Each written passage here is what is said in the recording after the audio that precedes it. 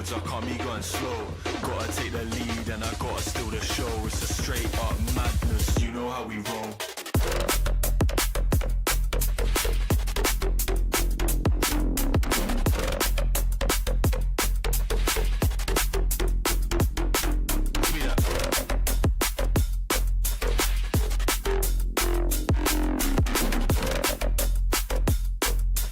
Straight up madness, you know how we roll.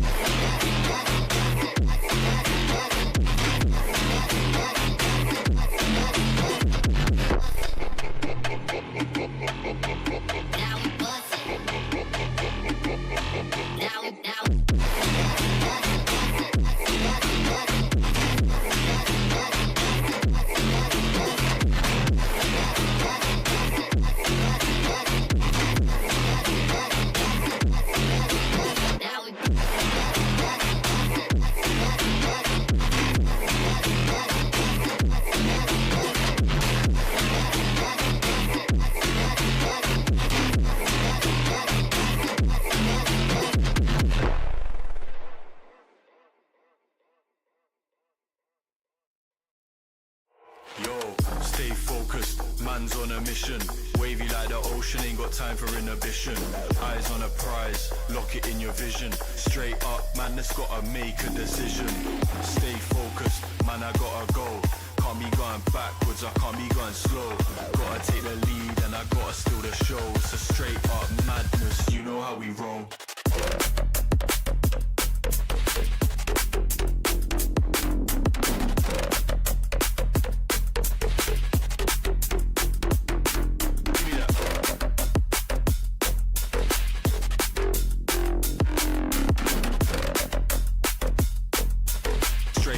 Madness, you know how we roll.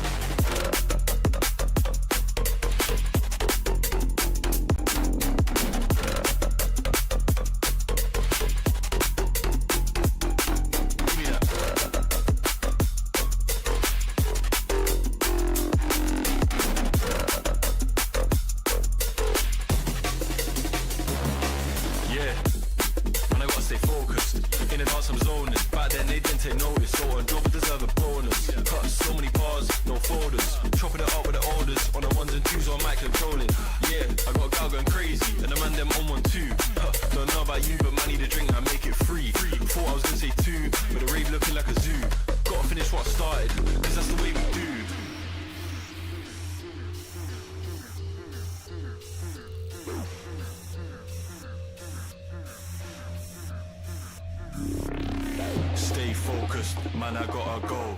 Can't be going backwards, I can't be going slow.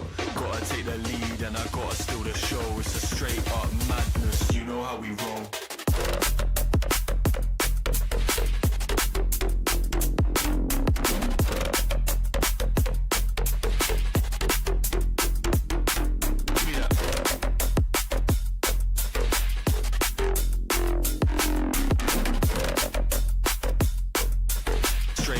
Madness, you know how we roll.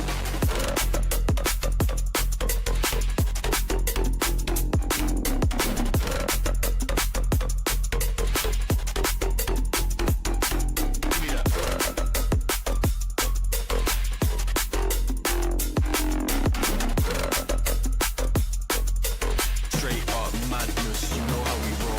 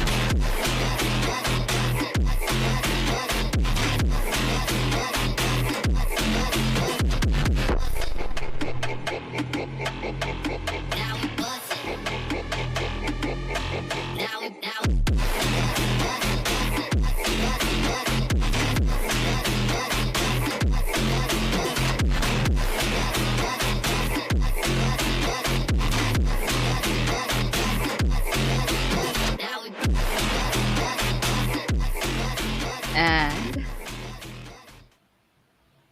welcome back to the CMF Community Series South Asia. We are your casters for tonight. My name is Annie, and tonight with me would be Warden. Warden, how are you? I mean, I'm feeling quite good.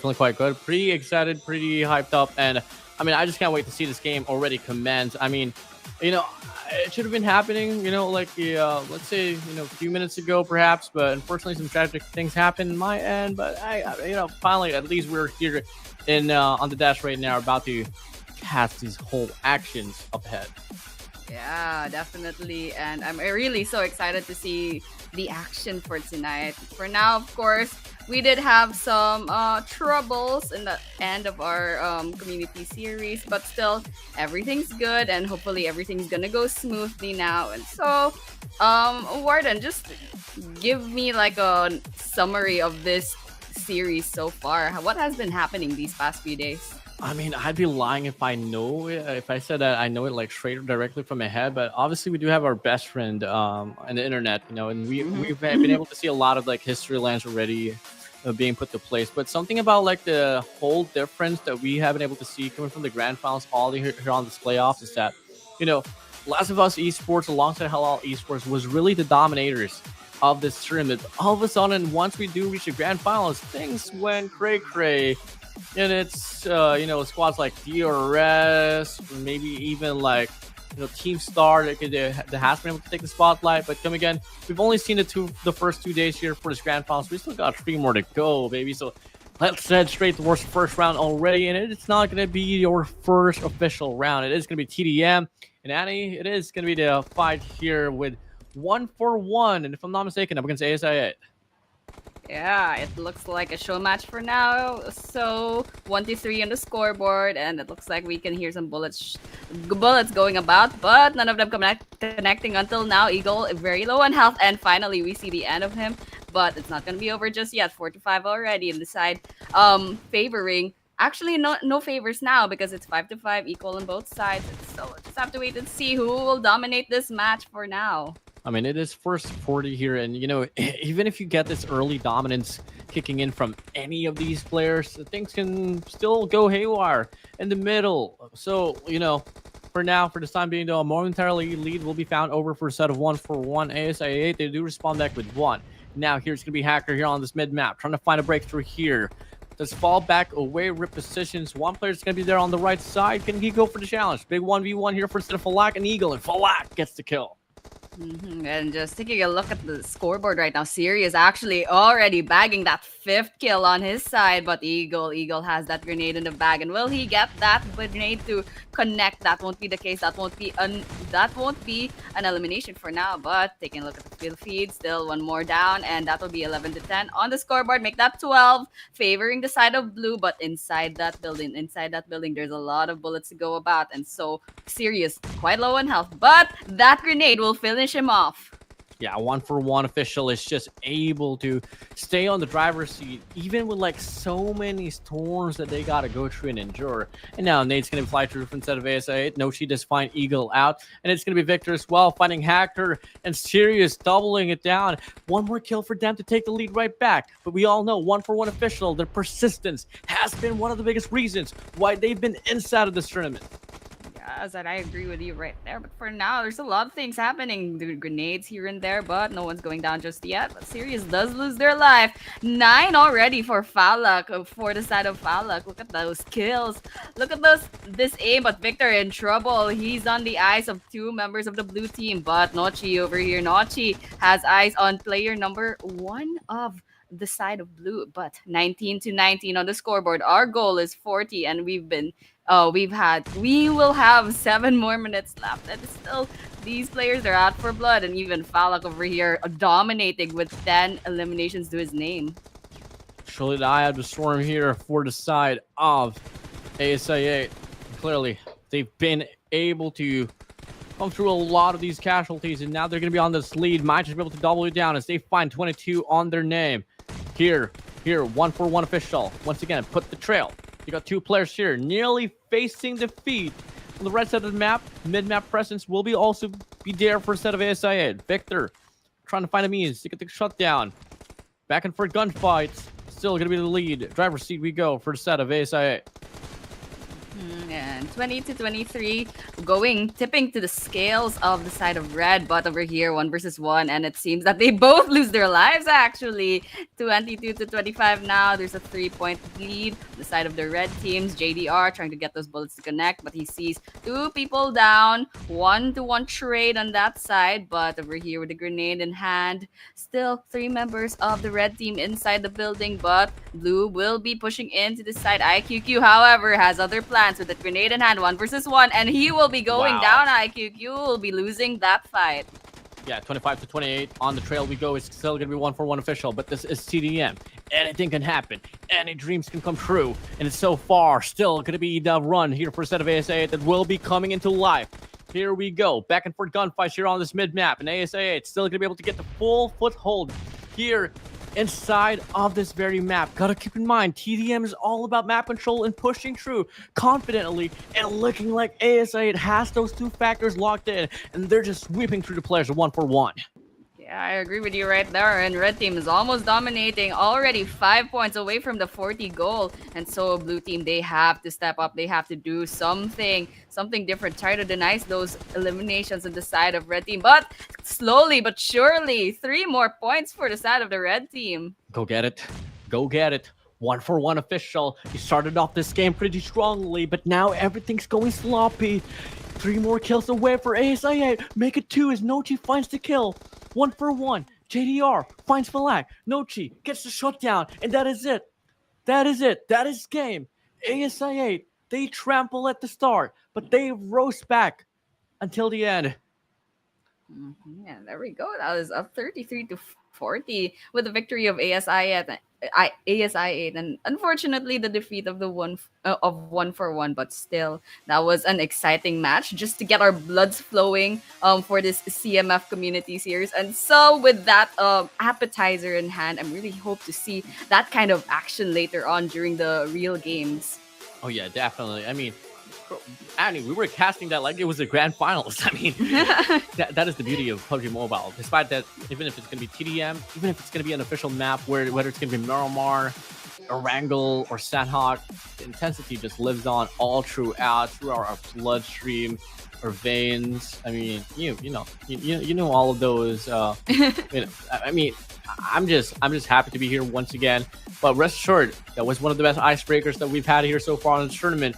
I think we're about to see more as well as we head straight towards the next game. I mean, if I'm not mistaken, the map pool. Well, I'm not going to assume the map pool anymore because I don't have it right for now. But regardless, Annie, it doesn't matter. We're just going to be casting the action regardless.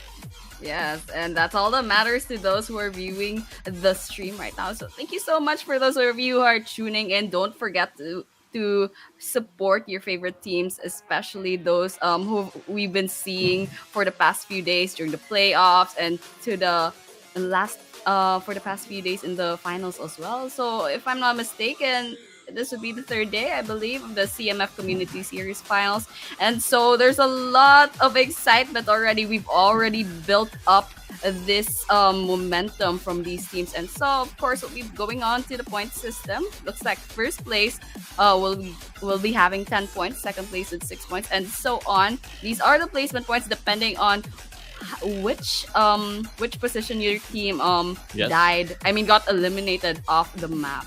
And definitely you want to aim for the winner chicken dinner. It's what, past midnight basically already. I mean, we're still in midnight, but 4 minutes into the midnight, you get me. I mean, I'm hungry. I need myself some winner chicken dinners myself. Now, match calendar. I mean, where we're at right now is on the 20th. We still got, basically, this is the third to the last day for us to sum up this whole tournament. So rest assured, guys, you guys don't want to miss out any action. What's about to happen here for the CMF Community Series. And move over to the prize pool breakdown. You guys know what's up. I mean, 70,000 will be found in line of DDT for this tournament. 35K for the number one team, the champions, worth 350 USD. 200 USD for the third runner-up. Completely missed out. Oh, never mind. Champions will get 700 USD. 35,000 or 350 USD on the second. Third will get 200, and the rest will live on here. And at the same time, Annie, we do have the MVP that will be gifted with 50 USD directly to its pocket. Wow, just for being the MVP and you already have your own prize pool. I mean, that's exciting. It just gives all the more motivation for these individual players to really bag those eliminations for their name. But for here, even the 9th to 16th place, however, they get at least $10 to their name. And so that's just great. That's a really general prize pool breakdown. And hopefully, we're going to hope for the best for these teams. And even one winner chicken dinner, I believe they got 1,000. So that's just a lot of motivation for all these teams that will be participating in the finals. And so, of course, this is still in the middle part of the finals. These teams, they have a lot of chances, a lot of maps to catch up with to try to get those points in the leaderboards. And so they can kind of just put their feet up for now. But of course, they will have to try to climb their way up the leaderboards in order to secure a huger part of the prize pool. Oh yeah, most definitely. So, hey, with that being said, with those cards laid down, obviously you want to hit that, I don't really play cards, but what's the highest value card that is it the ace? Is it the joker? I don't exactly know, but you gotta hit that. You gotta hit that sweet spot if you wanna prosper until the very end of this tournament. And best believe it, being the champions of this tournament, 750 USD directly to your pocket. I mean. How I wish I'd be playing, but at the same time, I'd be delusional if I feel like I could be the champion for this tournament. But I would love to stand a chance for the 750 USD. Yes, imagine $750. Although you have to split it amongst your Who said team, splitting? No. Who said about me joining a tournament and having a squad? I'm just gonna be solo, baby. Yeah, and that's where your delusional part comes from, thinking you have a chance of even surviving solo against all these wonderful teams. And so I'll hope to see some really good action later on because these teams, they made it through the qualifiers, and so these teams, they gotta be something, right? They gotta be like kind of like monstrous, some really good Ravagers moves. Yeah, Savages. Ravagers, exactly. We see some bloodshed in Miramar, Erangel, and Sanhok later on. Definitely bloodshed. Bloodshed. I mean, paint the whole map of Miramar red. Paint it all red. Erangel per se. Put Sanhok in there as well. Put every map in PUBG Mobile because that is something we love. Just tease. I mean, I don't want to get into in depth what my imagination is right now because it might be too graphic, but everything has been violent here on the CMF Community Series. Everyone has been playing this game down to the teeth. Yes, and we don't want the stream to get taken down with your little fantasies. Hopefully, Excuse me. We'll be safe for now. But yeah, of course, we'll be hoping for a lot of action later on because that's what we're here for. We're looking for entertainment. We're looking for domination from one of these teams. And so far, I'm kind of excited. I don't have any bets. I'll just be honest. I don't have any bets just yet because it's still quite early into the finals. And so I'm not even sure like which team to bet on. But if I do have to bet on, I'm going to bet on the first team that gets the winner chicken dinner because why not? I don't know. Play it safe. Yeah, Play it safe per se. And now looking like we are going to go to another round of TDM. It is going to be CMF here up against Halal Esports. And you know, CMF. CMF Esports. You know them. They run the tournament. Yeah, basically. Yeah, basically CMF right here. It looks like Reflex is very low in health, however, but still, it's still the start of this death match. And so 2-3, 3-0, anyways, and most if not all of the kills are actually on the side of CMF, the hosts of this tournament. But for now, it looks like 4-0 already. They're off to a good start. Halal Esports, hello. Why don't you try and get those bullets to connect? Because it seems that CMF Esports will be dominating for now. Yeah, I mean, sheer dominance here. Going to the play. 5-0 to their name. And CMF, I mean, we've seen them already play this TDM numerous amount of times, and clearly they're one of the best out there. They look to remain to be top-notch inside of this game mode. And clearly, I mean, it's a massive gap that they're able to put up. Yeah, clearly.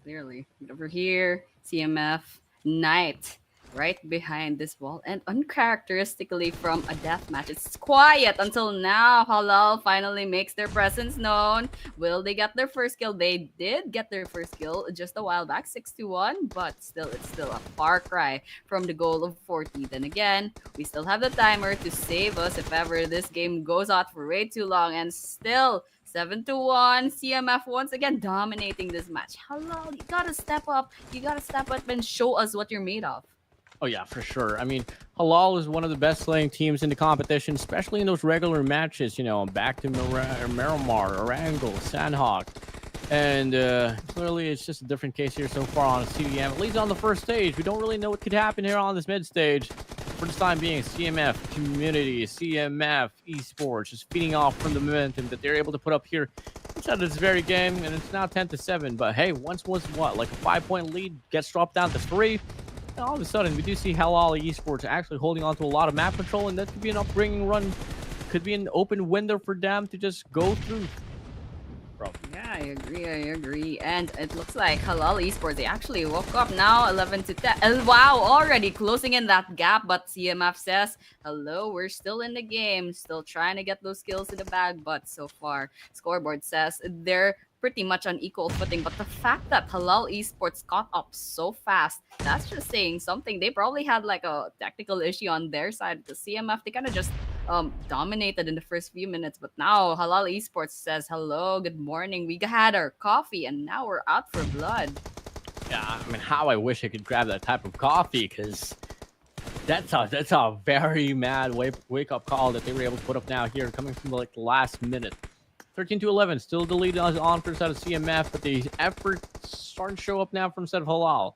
Now on a feed, Sharp X spots one player from the side of Halal. Big challenge here out in the wide open, but the nade connection from the side of XOXO. Hugs and kisses, baby. CMF community still here, trying to hold on to this very lead, and in some way, they're not doing too shabby at all. Yes, I agree with you right there, but XOXOX is in trouble, gets hit by a bunch of bullets from 2 different members from the blue team. Speaking of blue team, they do have that 5-point lead, but still, once again, a little bit quiet in this deathmatch. But for now, K has their eyes on the distance with 2 members of the blue team over there. But auto-aim gets shot at from a distance as well, and now that is a 6-point lead going to the side of the blue team. Yeah, 20-14 here, 6 points lead. Not something that you most likely going to miss out from the side of CMF.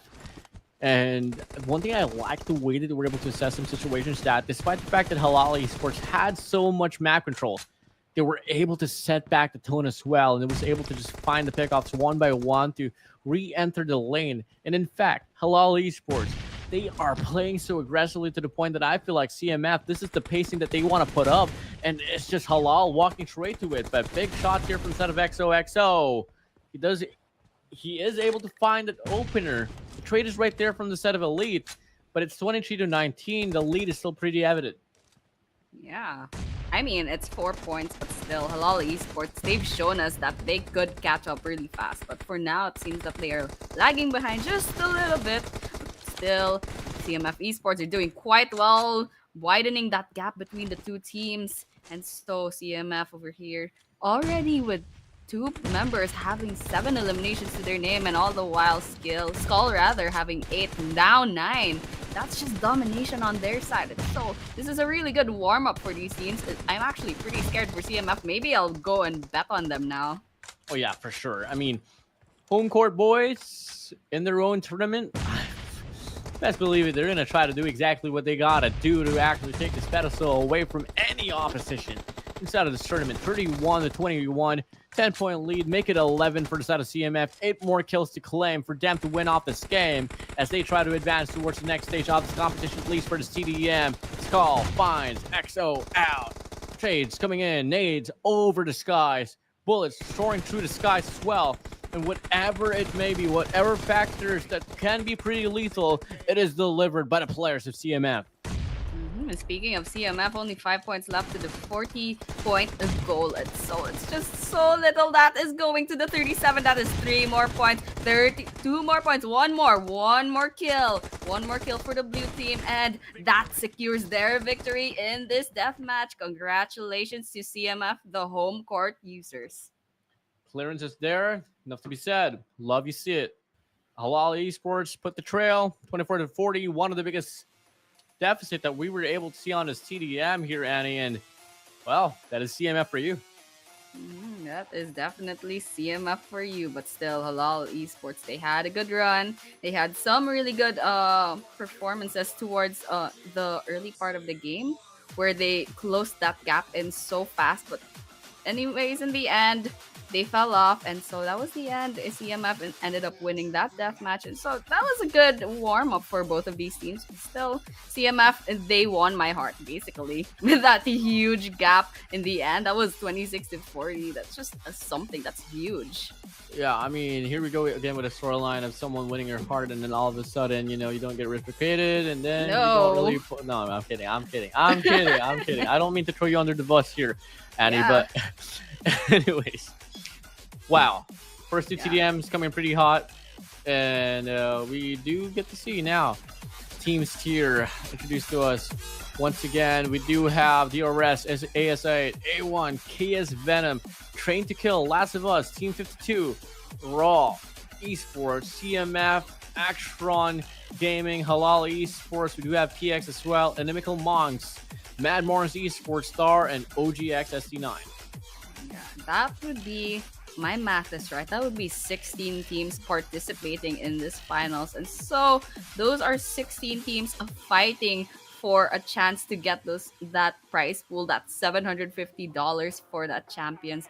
And if my memory was correct, I believe it might have been DRS that is currently in the leaderboards right now. But still, we're still early on in the game. We're still early on in this final. So it's too early to say, this team's gonna win, that team is gonna win. But here, team roster, of course, DRS Gaming, ISI 8 Esports, A1 Esports, and Venom Legends. These are your favorite players: Delta, Killer YT, Giante, XMPL, Sleepy, and Marcelo. On the side of DRS Gaming, ASI 8 with UZM, Noki, Falak, and IQQ. A1 Esports with Sinister, Hitman, Rowdy, Navid, and Deathstorm. And of course, KS Venom Legends with Cynics, Sixer, and etc.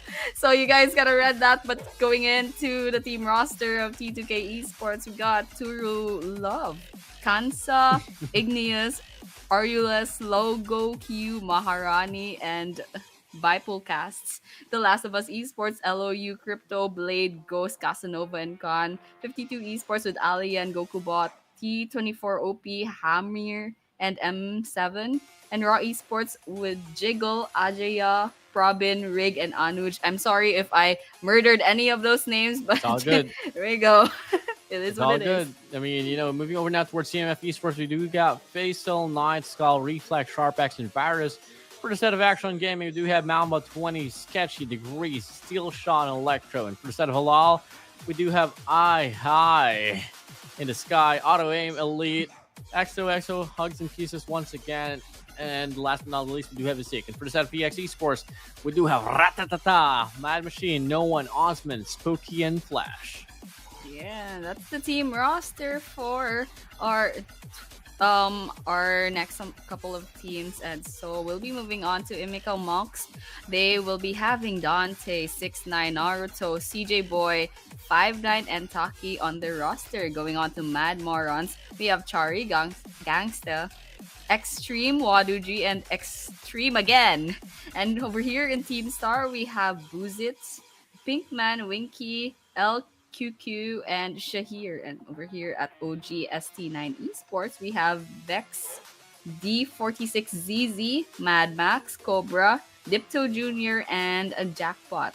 Maybe Dipto JR. But yes, that should be the 16th team on our rosters and on our participating teams. And so I'm kind of excited. These are very familiar names. These teams, they've participated and they have performed really well in these past few days. And so I'm really excited to see how they'll perform later on during the finals. Oh yeah, for sure. And now we move over to our MVP here so far. It's gonna be ASA Falak here. And let me tell you something about this guy. This guy is a menace.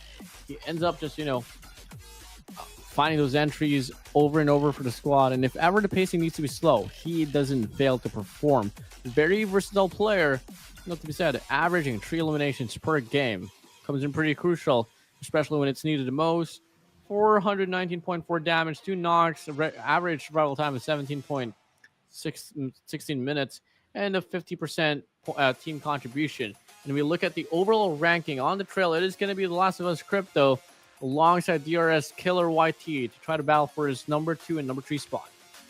Yeah, and moving on to the rest of the rankings. Number 4 with Casanova, 8 eliminations, 5 Osman with 10, Rowdy with 7, Cynix with 7 as well, Sleepy with 5. And for here, Knight, however, has 9 eliminations, but is all the way in the 9th place. And for 10, the same thing as well, same story with Kansa. So it kind of goes down to the damage as well, because you can get a lot of bullets into your opposing team, but in the end, that elimination might have gone to someone else. And so, the world's a little bit unfair sometimes, but it is what it is. But this is the overhaul fraggers post-match 5. So, once again, Falak with 15 eliminations, Crypto with 14, Killer YT with 12, Osman with 10, and Kansa with 9. Yeah, I mean, it is pretty granted already that they've been able to just put their names up here on this, top board that we have for the most eliminations, these overall fraggers that we haven't been able to see. But come again, these factors here can stand the pass. It is a new day. It's been 2 days already ever since we were able to see the action pan out. So, hey, let's just come and get it. Overall ranking here on top, it is going to be DRS Gaming. Once again, PX Esports going to be on the trail. Last of Us Esports on number 3. RAW Raw Esports number 4. We do got ASA as well, number 5. 6% of A1 Esports. 7% of KSX Venom Legends. And 8% of T2K Esports. And those are our overall rankings. And so far, we can see number 1, of course, DRS Gaming. Number 2, PX. So, among these teams, we're probably looking at the potential finals overall champion. So, we're still in the early parts of the finals. So let's just say maybe those below the top 10, they might have a chance to climb up the leaderboards, depending on whether they completely go beast mode later on. But that's still something that's left yet to be seen, because so far DRS Gaming very consistent with their performance here, with 32 eliminations no less, spread across, I believe that will be 5 games. I can see 5 different winner chicken dinners, and with those points as well, those position points. So just bagging both eliminations and placement points, that's just gonna add up into your overall rankings, and hopefully we can see some really good action later on, some really good bloodshed with those guns, with those knife kills, and those vehicle eliminations later on. Oh yeah, for sure. We're bound to see that happen, and that will definitely be put through into this games we're about to see here for today. Now, come again, guys. If you guys are enjoying the show here so far for CMF Community Series, better make sure you guys are following the YouTube channel that they have here, because I know for damn sure they got more events locked in here for maybe not this year, but maybe next year and all. And that's just something that you guys don't want to miss out. So, hey, Annie, so far we've seen the overall ranking. Are you still sticking through with DRS? DRS, yeah, because they're really consistent in their playstyle. You know, they're number one for a reason. They bagged the most eliminations within 5 maps, and so, you know, once again, I could be wrong. It has happened before, but still, for now, my bets are still on DRS. Of course, I'm not gonna say that I'm completely sure, but this is today's matches. We'll be seeing 5 games. Our first match will be in Miramar in a few minutes. That would be 9:35, and of course later on we'll be seeing Erangel, Sanhok, Miramar, and Erangel once again. Oh, yeah, definitely. And you know, something for us to wait and see later in just a little bit. But come again, you know, I love the rotations of the map. It's pretty balanced, pretty equal. Yeah, I love the ender for Erangel. You start things off with the ever first map here for PUBG Mobile. On the middle, you want to have that set the tone type of map, which is Sanhok. And obviously, Miramar, start things off with Miramar. I think that would be like a really good map to like put these squads into. All because of the fact that, hey, you know, it's a slow map. So some teams, they really excel at, you know, the fact that they need to like wrap their engines up. And I think like, you know, Miramar is the perfect map for it. Yeah, Miramar is a huge map. So basically, for any tournament, this applies to any tournament basically. So like, just get those vehicles in the bag, maybe secure a high ground, get those snipers, get those resources in, and just kind of try to secure an area where you can kind of camp out and wait and potentially gatekeep any opposing squad that tries to go in. But of course, Miramar is, some teams dominate in this area and some teams don't. But it looks like we have a caster prediction. Do you have a bet in mind, Warden? Oh yeah, definitely. I feel like I'm just gonna be going towards CMF all the way through. I love their gameplay on TDM, so you know that might just carry on as well towards the next run here for the official game. So CMF is the way to go for me, Annie. Yes, and of course I will be sticking to my prediction, however, with DRS Gaming, and so kind of excited to see how they'll perform. But once again, Production of course, team, come on, production team. The production team. All right, I kinda Oh, excited A1, now. okay. All right, production team. Let's see. We have all different bets. And so I'm kind of excited. I hope this doesn't break any friendships, Warden. I just want to say, no, this is not gonna be me between me and you. This is more about like, if production team, if A1's gonna win this game, next round I'm gonna be shaving my whole head off. I'm gonna be bald for the next round. That's how much Do I'm not betting. make that kind of bet. Do not make that kind of bet. I'm betting on it. Because I'm gonna see the caster desk and I'm gonna see a bald Warden. I'm not gonna be able to say anything. I'm just gonna keep laughing. So please, I hope, you know, I mean, I'm wishing all the well to A1 Esports, but since you ever made that bet, I don't want to do this anymore. I mean, it's just bound to happen. It's just bound to happen if ever, you know, the production is right about it. But obviously, it'll be tough for sure. No, I mean, It'll be we tough got for what? you. 16 teams in line, Annie. Only one team per round will reign supreme and get this winner chicken dinner. It'll be tough. Yeah, it'll be tough, but it's still possible. It's a 1 to 16 chance. And even the production team, they have their bets on A1, so A1's gotta be something, you know. They gotta be like a really good performer for the production team to put their bets on them. And so hopefully they win. For some reason, I'm kind of rooting for them now just to see, you know, lose the bet. Or I don't know. Why do you have beef with the production team anyway? It's not about me having a beef or anything. It's just that I love putting myself at stake. What is that? Why would you do that to yourself? And you said it on stream, no less. So you gotta come through with that, you know. We won't have that chance because we don't have a lot of time between breaks, you know. Unless you kind of have a shaver, a razor nearby, and you're kind of. I do. Oh gosh, why do you have a razor nearby? I do, because I wouldn't make a bet if I'm not prepared for it. What? So you saw the racer was like, I'm gonna shave my head if the production Definitely, team wins. definitely for sure. But Definitely. it's not me like doubting A1 or anything. I know for damn sure A1's really damn good. Yeah, and So nothing wrong with A1. It's just your bet. Why would you say that? I love Yeah. myself. I love Yeah. competition, and it's not like me saying I love gambling, but I do love putting myself at stake once again. Yeah, okay. I clearly do like putting yourself at stake. And of course, these wonderful teams in the finals, they are putting a lot of stake as well because that 750 US dollars is delicious. But you know what's even more delicious? A bald warden. I'm excited to see that. Yeah, you can put a plunger on my head. Gonna be sticking like a unicorn. You love to see that now. I'm not so certain if we're gonna be heading straight for a break or waiting for the game to ensue, but regardless, I'm just here, well ready for what's about to come. Obviously, I want to see the games already pan out. I know for damn sure you as well, Annie, and the rest of the viewers here on YouTube, they just want to see the game well ready for the fight. Yeah. And for those of you who are waiting, just like us, kind of go pressure on these players to move on to the Miramar map.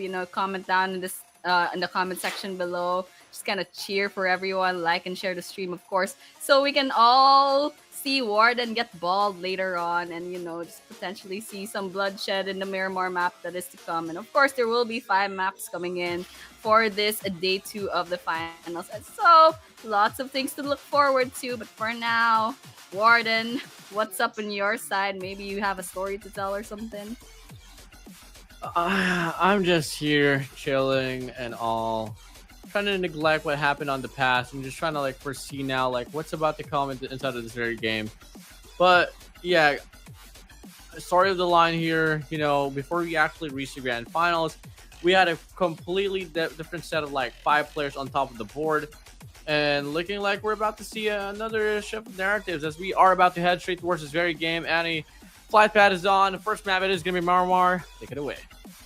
Yes, and it looks like we won't be seeing the flight path for now. We are a few seconds away, in fact, from the flight path. And so I'm really excited. And sometimes the flight path just goes really well for these players. It can go half the map really well. So there's a lot of chances for these teams to go to anywhere of the part of the map. But sometimes that flight path just definitely wants to go all the way south or go all the way north, and it just gives all these players such a hard time to kind of drop off to their favorite places. And so kind of excited to see how the flight path will tip the favors of these teams, because now we are going in from the northeastern part of the map going to the southern western part of the map. So let's just see how the flight path will go on. This is our first map for tonight, Miramar. And so may the best team win. Hopefully we can see a winner chicken dinner from a very, very exciting match. Oh yeah, definitely. And now we get to see some drops here, command. I think the RS they are going to be heading straight towards water treatment.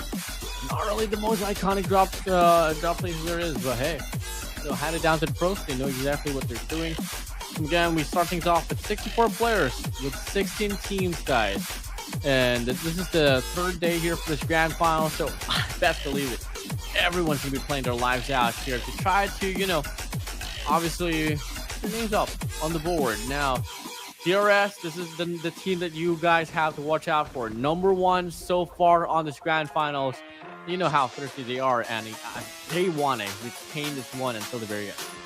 Yeah, they have a momentum going to their side, and so I'm excited to see how they'll perform later on. But just taking a look at the circle, lots of land to go about, and so the circle isn't giving the players a hard time for now. The flight path going from northeast to southwest, and that circle just circling around the second half of this flight path. And so lots of teams already in the safe zone in the stage 1 circle, but some of these teams towards the northeastern part, they will have to rotate later on. They will have to secure some vehicles, and they will have to potentially run into some of these squads that will gatekeep the outer part of the circle. Oh yeah, definitely. And now you take a look at ST9 here. They do have this whole just compound here for themselves.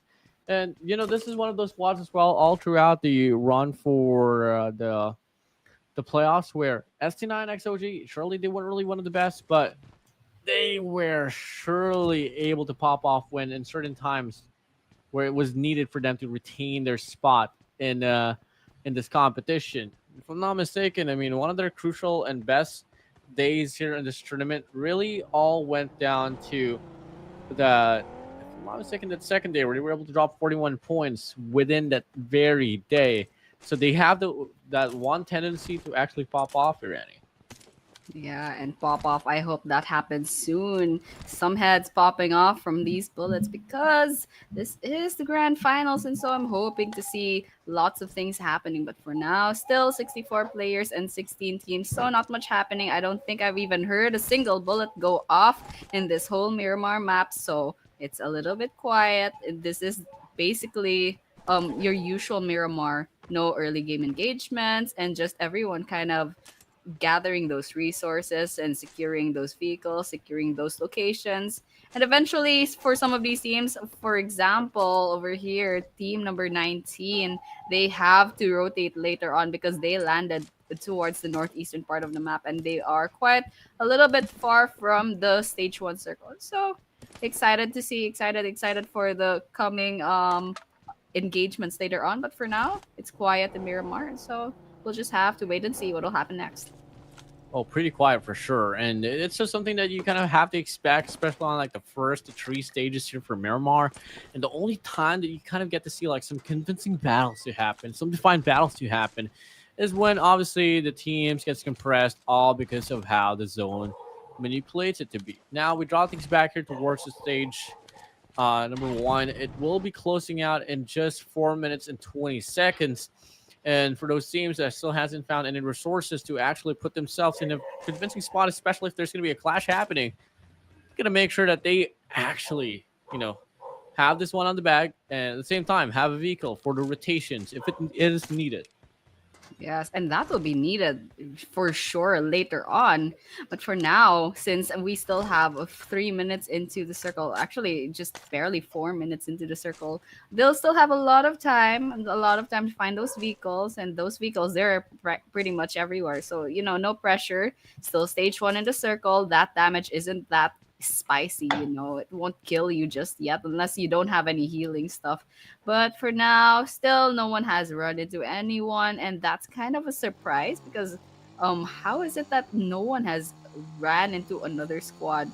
For now, it seems that 1-for-1, they will be making their rotations, they'll be making a lot of noise with their vehicles, and so hopefully, if they potentially run into somebody, they'd be shot at, and we might potentially see our first elimination for the game.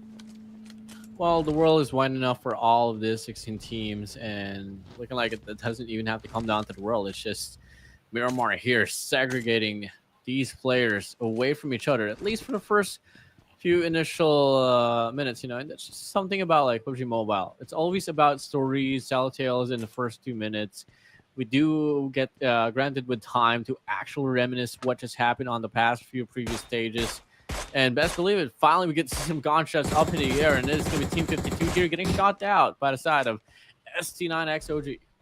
Yes, ST19, they have their eyes on a moving vehicle, but will they get that kill? They won't be getting that kill just yet. So they will have to reset. They have given away their location, and so they'll be getting into that truck and try to rotate out of that area because that area is not safe anymore, especially if there was any squad nearby that was lurking by. But so far, if just taking a look at the map, it seems that that's not the case, but just err on the side of caution. They're gonna rotate out of that area, and meanwhile, MME over here with their own truck trying to get this area, try to secure this area for themselves. And so once again, we go back to our typical quiet Miramar. It's quite quiet, just gathering resources, gathering those guns, gathering those ammos, rotating here and there, and still we'll be waiting for our first elimination for the game, which won't be happening soon enough. Yeah, hello, quiet here. Something that is coming in pretty much expected. Not really in the vicinity of Picado, as we all know. Picado is just one of the hottest drops there is. But if you take a look at the vicinity, there's only one squad there. So, well, quite unfortunately. And if you guys are somewhat wondering as well, why did I refer to this team as Team 52?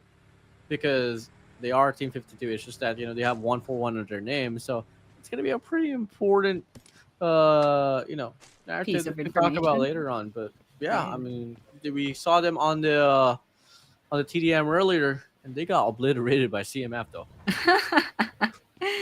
Well, CMF, of course, they are your bets, and I gotta give it to them. They really did well in that death match, and so if DRS didn't come up top one in the first leaderboards, then maybe my bet would be in CMF, like a blind bet. If I just saw those two death matches, I would have bet for CMF. But still, I saw DRS, I saw their number of eliminations in the leaderboards, and they also won one chicken dinner from the previous days. And so, I'm hoping the best for those teams. But still, CMF, they're probably gonna place at least quite high in the leaderboards. And so, lots of betting on them, and hopefully they place high, and hopefully they show us what they're made of soon enough. Because for now, not much is happening. Once again, everyone's just kind of chilling, and we should just chill as well, Warden. Yeah, pretty chill here, but hey, fortunately, stage one's now here, closing out basically, and there we go. The timer ensues. Next few minutes, that's where all the pressure will begin. And again, this is the time where it's only going to take 2 minutes and 48 seconds for it to officially close it out and head straight to the transition towards stage two later on. But now on the top left of your screen, guys, I mean, we started off with 64 players, still going to be 64. We had gunshots like this happen, but it doesn't really correlate to any kills. So it's just all this phase that we're having here. I need to be like, no, test the water phase. You gotta test the water first before you go for the commitment. You gotta remember that. Yeah, definitely. I'm gonna remember that.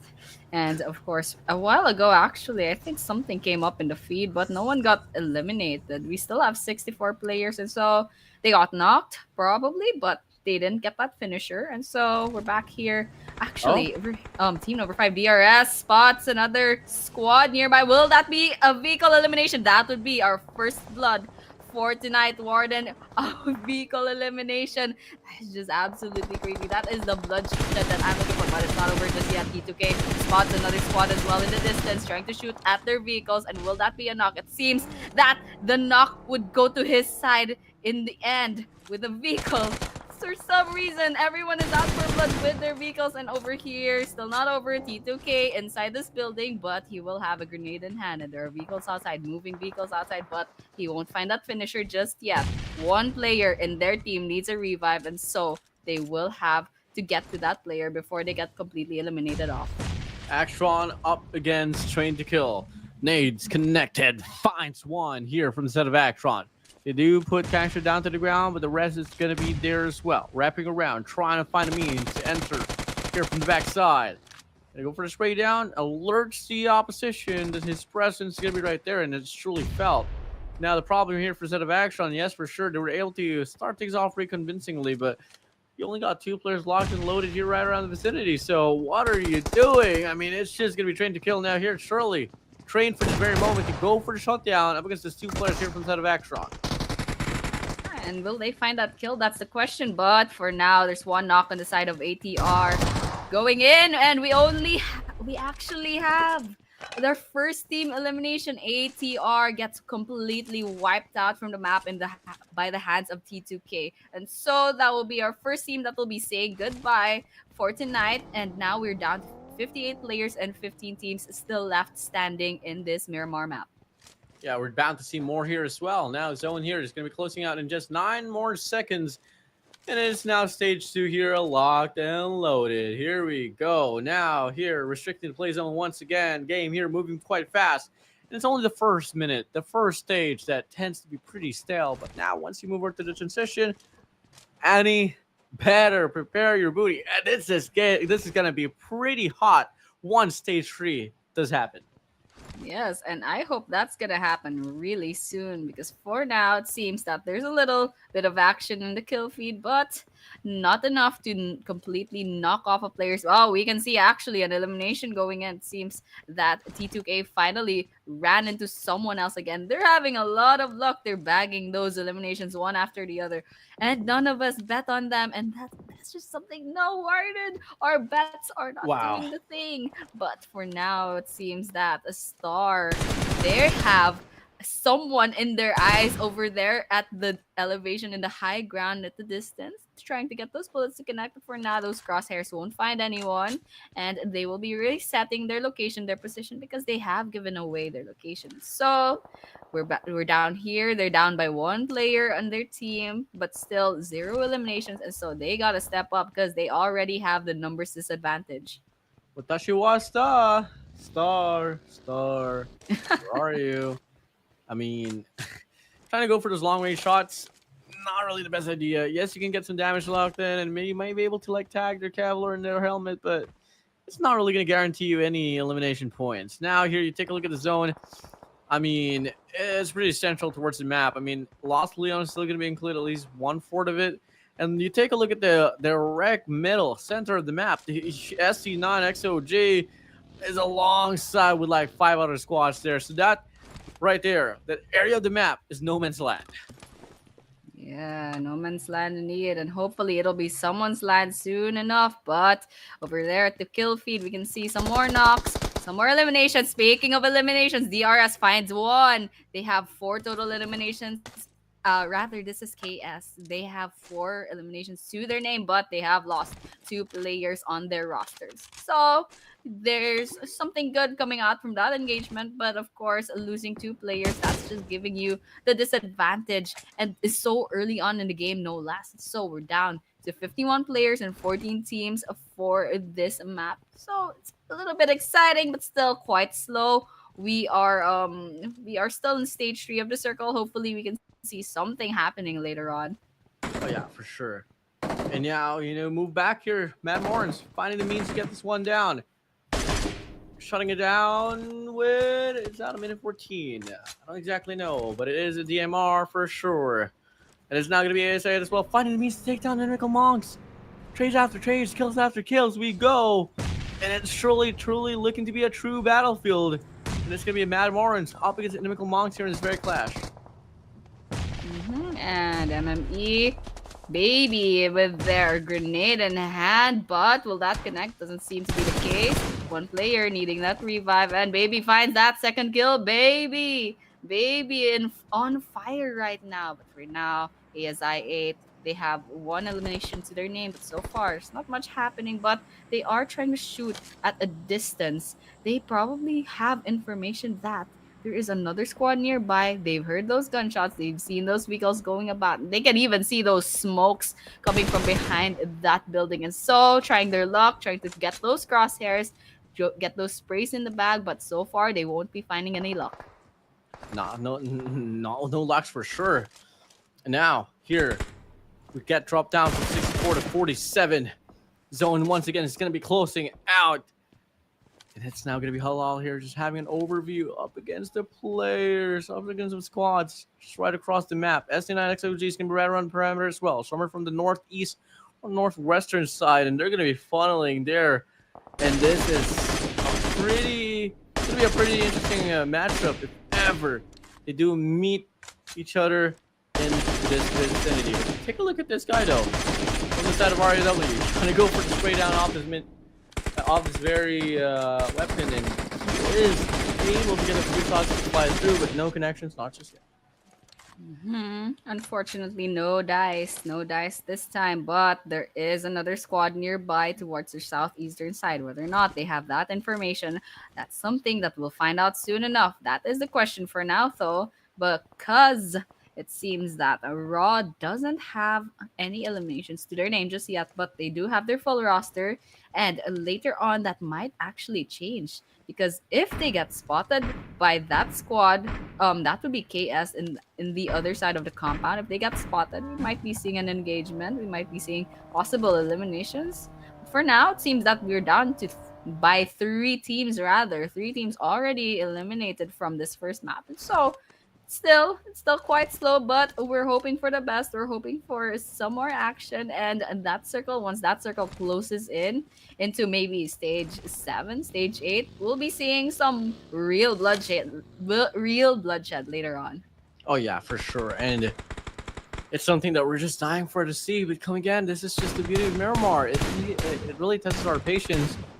And now stage 4. This is really where the all the battle that we dreamed for will begin.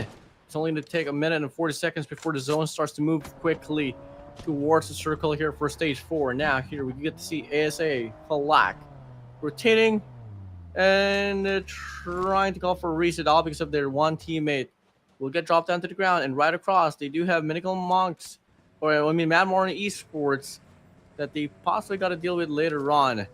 And you get to see there is already a team solidifying themselves here on towards the central part of the map. Yes, and they've secured that part of the map, so that's gonna go well for them, especially in the late game. But for now, MME, they are playing a different game altogether. But we can hear some gunshots being fired, so MME, are they in trouble? It doesn't seem to be the case for now. No one's going down in health, so just waiting, just trying to see where did that come from actually. T2K over here doing really well with 5 eliminations to their name thanks to that early game engagement that they've ran into. But over here, Raw spots another squad nearby. Oh, actually walks by them. And so they don't have that information just yet, but one wrong move, you might get picked off. So going into this building, hopefully they can run into the other squad. That's not happening for now. Doesn't seem to be the case. And so we're back here. Look at this place though. I'm pretty sure there are 4 different squads in that area. Oh yeah, I mean, that is just a pretty congested area here on this Miramar, and now it's going to be trained to kill here, trying to close up the distance up against Star. Here, RAW, right across the map as well. They do going to meet the players of, if I'm not mistaken, that is going to be Halal, and they got the whole building locked in for them. They do have K as well on the bottom side, just to try to get some information before anything else happen right around. This clearance here might just be in favoring this squad of Halal, or it could be the latter. We don't exactly know, not just yet. It's all going to come down to the mechanical gunfights. And hopefully we can see those gunfights really soon. But for now, utilities being thrown, some grenades, some smokes, but nothing is happening. No kill feed. Even those bullets aren't connecting. And speaking of connecting, T2K trying to connect those bullets into another squad nearby, into a moving vehicle, but they won't find anything. They won't find anything from that engagement. So resetting their positions, that will be happening really soon. They're about to get eaten by that circle. So they are still, once again, being shot. They're not out of the woods just yet, but so far, no one's going down from T2K, and hopefully they'll get out of there unscathed. But that's not the same for this team over here, Star. Star needs to revive 2 of their members, and T2K as well, actually, the same story. Three members on the red. They're in trouble. They might potentially get picked off here, but that will just depend on how this 1v1 will go. And seems that T2K finds that elimination, wins that 1v1. But would that be the case? It seems he won another 1 versus 1, although he doesn't have the high ground. Still finding that kill. Still, Igneous is in trouble as well. Going for that 1v1. Will he get that kill? He will get that kill as well. That is 9 eliminations to the side of T2K, Warden. Oh wow. Oh wow. Intensity flies through the air once again. And now, see, ASA team gonna throw some shots as well right across. No shots connecting. And this is just all about precision, all about positioning as well. Mad Morons Esports closing up here from the back, northeastern side. ASA 8, Nochi, picking up the nade. Up against Cherry, Water's gonna be there on the right side. We've seen nades connect. We've seen nades put up the impact inside of this tournament. And clearly we're about to see it once again if ever Nochi can just get this one sliced and diced against Cherry. Mano a mano. Shots flying now. Looking like they're not going to meet, not just yet though. I don't know if Mad Morons Esports are well aware of the situation that they just got a squad next to them. But as I hit with the nade, finding one already down to the ground. It's just going to be Cherry here all alone. That would be the case, but Nochi get some damage into his system. But Falak with the car, it seems that he has eyes on a vehicle elimination. Gets down, disembarks, however, proves me wrong. But for now, ASI 8, they only have 2 eliminations. Will that change, however? With that grenade, it seems that they find their 4th elimination. And now Raw trying to get some bullets into another squad. But for now, they're getting eaten up by the circle. And those bullets are also connecting to himself. Now ASI 8, back to ASI 8, trying to find their fifth elimination, trying to shoot at a moving vehicle, but that vehicle's gonna get away. That squad's gonna get away, but ASI at IQQ says I get 1 knock and I want that elimination. Will he get that? However, smoke's coming up, but he can still spot another member from that squad. And so will he get that elimination? That won't be the case for now, but that might change soon enough with a third party coming in. Purple squad at the distance, very open in the field, not doing very well, but those shots still won't be connecting. Those shots aren't connecting. Hey, Zayat, they gotta reposition, gotta find another way to get those eliminations in the bag. Oh yeah, for sure. Now here, Falak on the verge of getting eliminated, down to the ground. He is able to take some cover here and be able to call for the reset. Nochi is very eager to find any eliminations here towards his side. But PX Esports, they are caught in the middle here. Only cover they got is the smokes and the vehicles. Not feel bad for those cars. They're just getting trampled on. Left, right, back, front, center. T2K finds the call as well. They want to close out the distance. They want to go for these elimination points. Can't blame them. This is a pretty tense game. You just want to rack up as much as you guys can. 5 squads remaining now here, Annie. And looking like the zone's going to close out as well. So many factors that these teams has to deal with.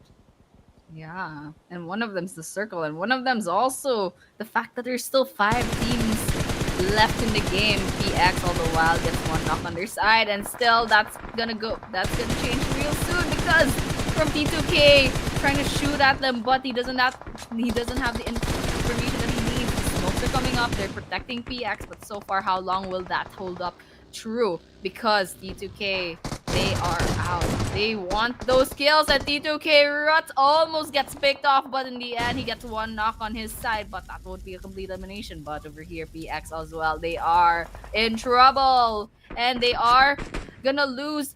They are gonna be the team that will be eliminated, and now we're down to 3 with 9 players left standing. That would be one of those squads would be T2K, Igneous. They have a grenade in hand, and will they find that elimination? Seems that while we were seeing PX get in trouble, they managed to rack up 11 eliminations to their name. Crypto, however, spots ASI 8. Will he get that elimination? That doesn't seem to be the case. Just rotate and reset your positions, trying to find another angle to approach problem. But over here, we're down to 8 people left standing in Miramar, and LOU, they're in trouble. They only have 2 members left standing. And so we just have to wait. This is the most important part of the match. The last 3 teams standing, Warden. Here we go, Falak here with a Saiga. Gonna go for a spray down. Finds one out from instead of trying to kill. He wants to go for more. Nate's gonna connect. Drops him down to 1 forward. Through the smoke we go. Igneous finds Nochi out from instead of trying to kill. But ASI is their problem here. All because of Falak. Call for the reset. And Nate's gonna get thrown away. On the feet, Casanova finds ASI IQQ. And Igneous does confirm the kill up against Nochi as well. But he's not aware that Falak is still waiting to strike at the perfect time. To strike at their lowest. Ooh. Big pass into the play. Falak finds 1. Falak finds 2. Last player alive for the side of the opposition. But the nade connects. And that is going to be it. We get to see a winner punch through the air. And it's going to be the last of us claiming the first winner chicken dinner for today. Yeah. It's a good thing, you kind of lost that bet with the production team because your hair is safe for now. But congratulations to LOU Last of Us for bagging that first winner chicken dinner for tonight. And of course, still T2K coming in second, though, with if my math is right, that would be 13 eliminations. That's absolutely crazy. Coming in third is ASI 8, fourth is PX, and so on. And the 6th would be KS. 7 with Halal Esports. Doing well, by the way. They're doing well this time. And with top number 8 would be Raw. That would be our top 8 teams for the Miramar map. Hopefully, we can see the rest of these teams. Number 9 would be ST9. Number 10 would be MME. 11 would be. Well, am I right? That was Team 52 Warden. They do have the 1 for 1 Yeah, though. yeah, yeah, Their they team, do. yeah, definitely. So you see these your favorite teams placing. Of course, do support your teams in the comment section. Make some noise. Make some noise for your favorite teams. This is the grand finals. Lots of things hinging. Lots of things at stake here. Coming in number 12, by the way, Star. 13 is A1. 14 is INM. And so they're in the top 16 teams. Hopefully, they bag some kind of placement points and some eliminations, especially for those of you, rooting for that team. But still, great job, everyone. It was quite a quiet game in Miramar. It was a little bit slow, but still, it was fun. DRS coming in 15th, however, and 16th with ATR. Yeah, I mean, Axtron here, they were getting to those early clashes, and unfortunately, they were, not really in the best position there. DRS, it's a bit of a shocker that they finish off now towards 15 as they were the number 1 squad and this side of this tournament. I'm not so certain if they're going to be able to retain that number 1 spot right after we get to see the results here for this very round, because obviously being put to stale in the 1 round of PUBG Mobile really hurts a lot in the long run. But at least they had 3 eliminations before they got picked off. But still, it was a little bit sad to see, especially since I put my bets on them. And especially for those of you who are supporting DRS, of course, they were number 1 in the leaderboards. They had a really good run these past few days. And just to see them in number 15 so early on to this day on the first maps, we're just rooting for them. We're just hoping that we can see some improvements later on. Yeah, definitely. And if I'm not mistaken, we do have a break already, guys. So, hey, with that being said, before we move on to the next round, we're going to have a short break, guys. We'll be right back. Man, that's gotta make a decision. Stay focused, man, I gotta go. Can't be going backwards, I can't be going slow. Gotta take the lead and I gotta steal the show. It's a straight up madness, you know how we roll.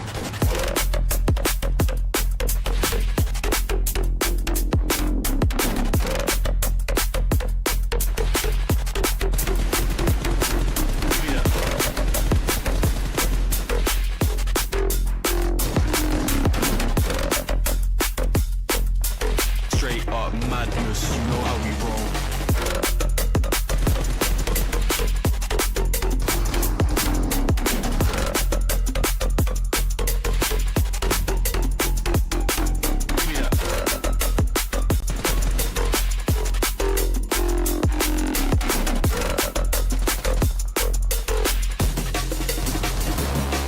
Yeah, and I gotta stay focused. In the dance zone, back then they didn't take notice. So on job deserve a bonus. Cut so many bars, no folders. Chopping it up with the orders. On the 1s and 2s on mic controlling. Yeah, I got a gal going crazy. And the man them on 1 too. Don't know about you, but man need a drink and make it free. Thought I was gonna say 2, but the rave looking like a zoo. Gotta finish what I started, cause that's the way we do.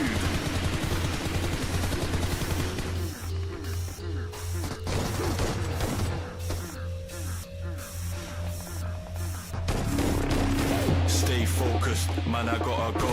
Can't be going backwards, I can't be going slow. Gotta take the lead and I gotta steal the show. It's a straight up madness, you know how we roll.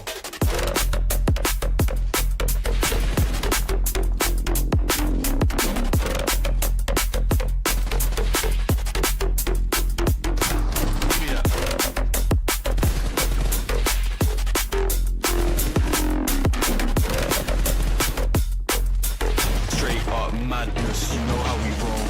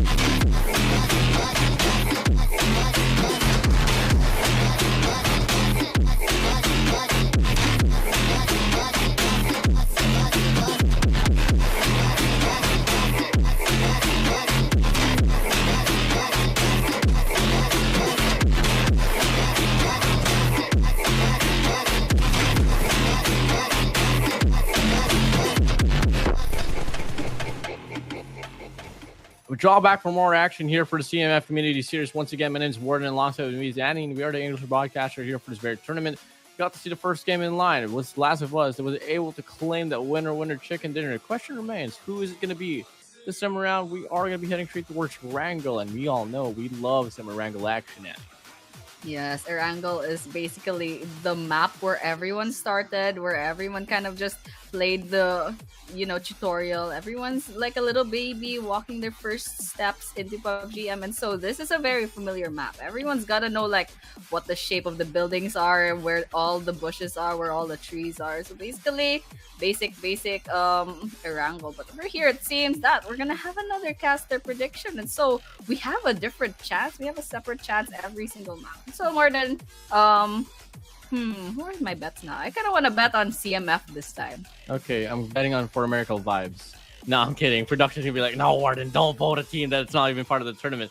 I'm voting for. I think I have DRS in the bag here.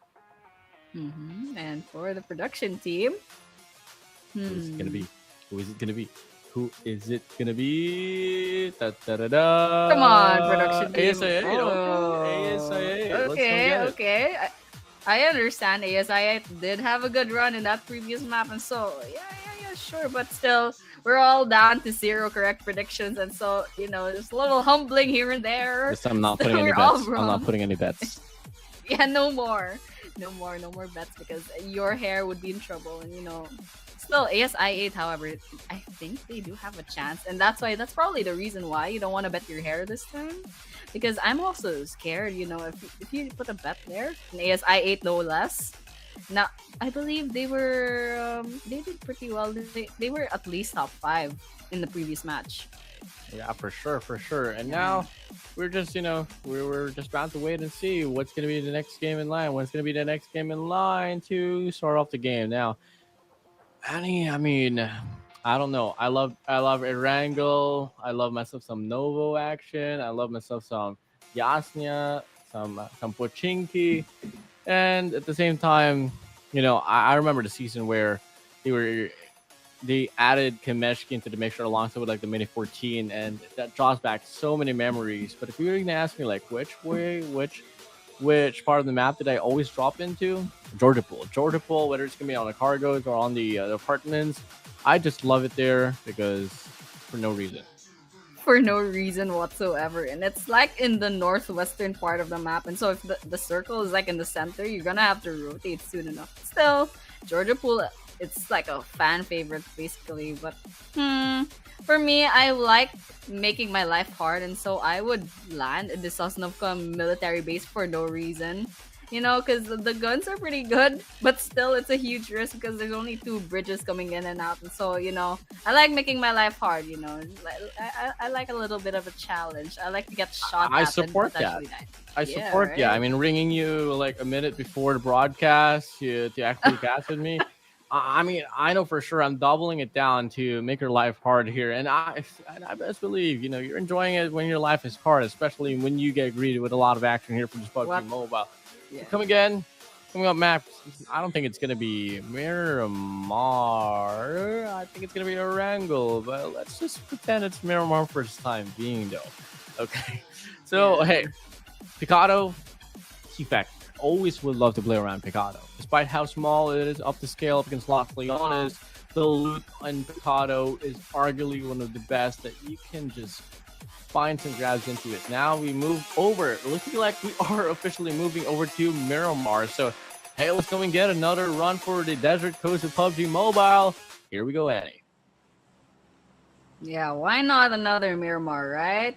And so yes, we actually really are. I thought that was like a little bit of an error on our side, but we can see clearly with the El Pozo, with the power grid, this is definitely the Miramar that we know. And so the flight path coming in from the southwestern part of Miramar, going up to the northeastern, up to Torre Ahumada. Usually we don't see a lot of people landing into the far north or the far western side, but for now they don't have any choice. They'll have to land somewhere here in El Pozo.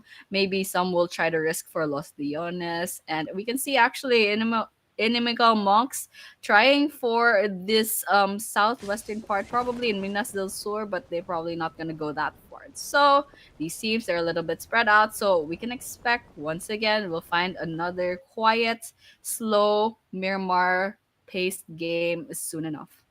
Yeah, definitely. And we do have some drops as well directly towards Hacienda del Patron, which is also one of those underrated drops in some way. I mean, there has been some teams in the major tournaments where they actually prefer to choose this map all because of how much neglected it is. And now we get to see some early shots flying into the air as Team 52 is going to be able to go for a trade off here up against DRS.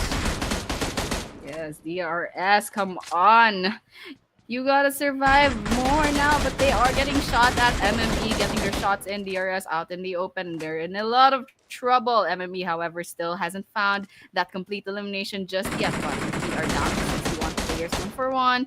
Actually, that was 52 esports finding those kills on DRS. DRS in trouble. They already lost one player. One needs the revive, and so that won't be a complete elimination just yet, but still almost dying. Come on, DRS. You at least they got 4 eliminations in the bag, but they are in trouble, and so a little bit nervous for their side.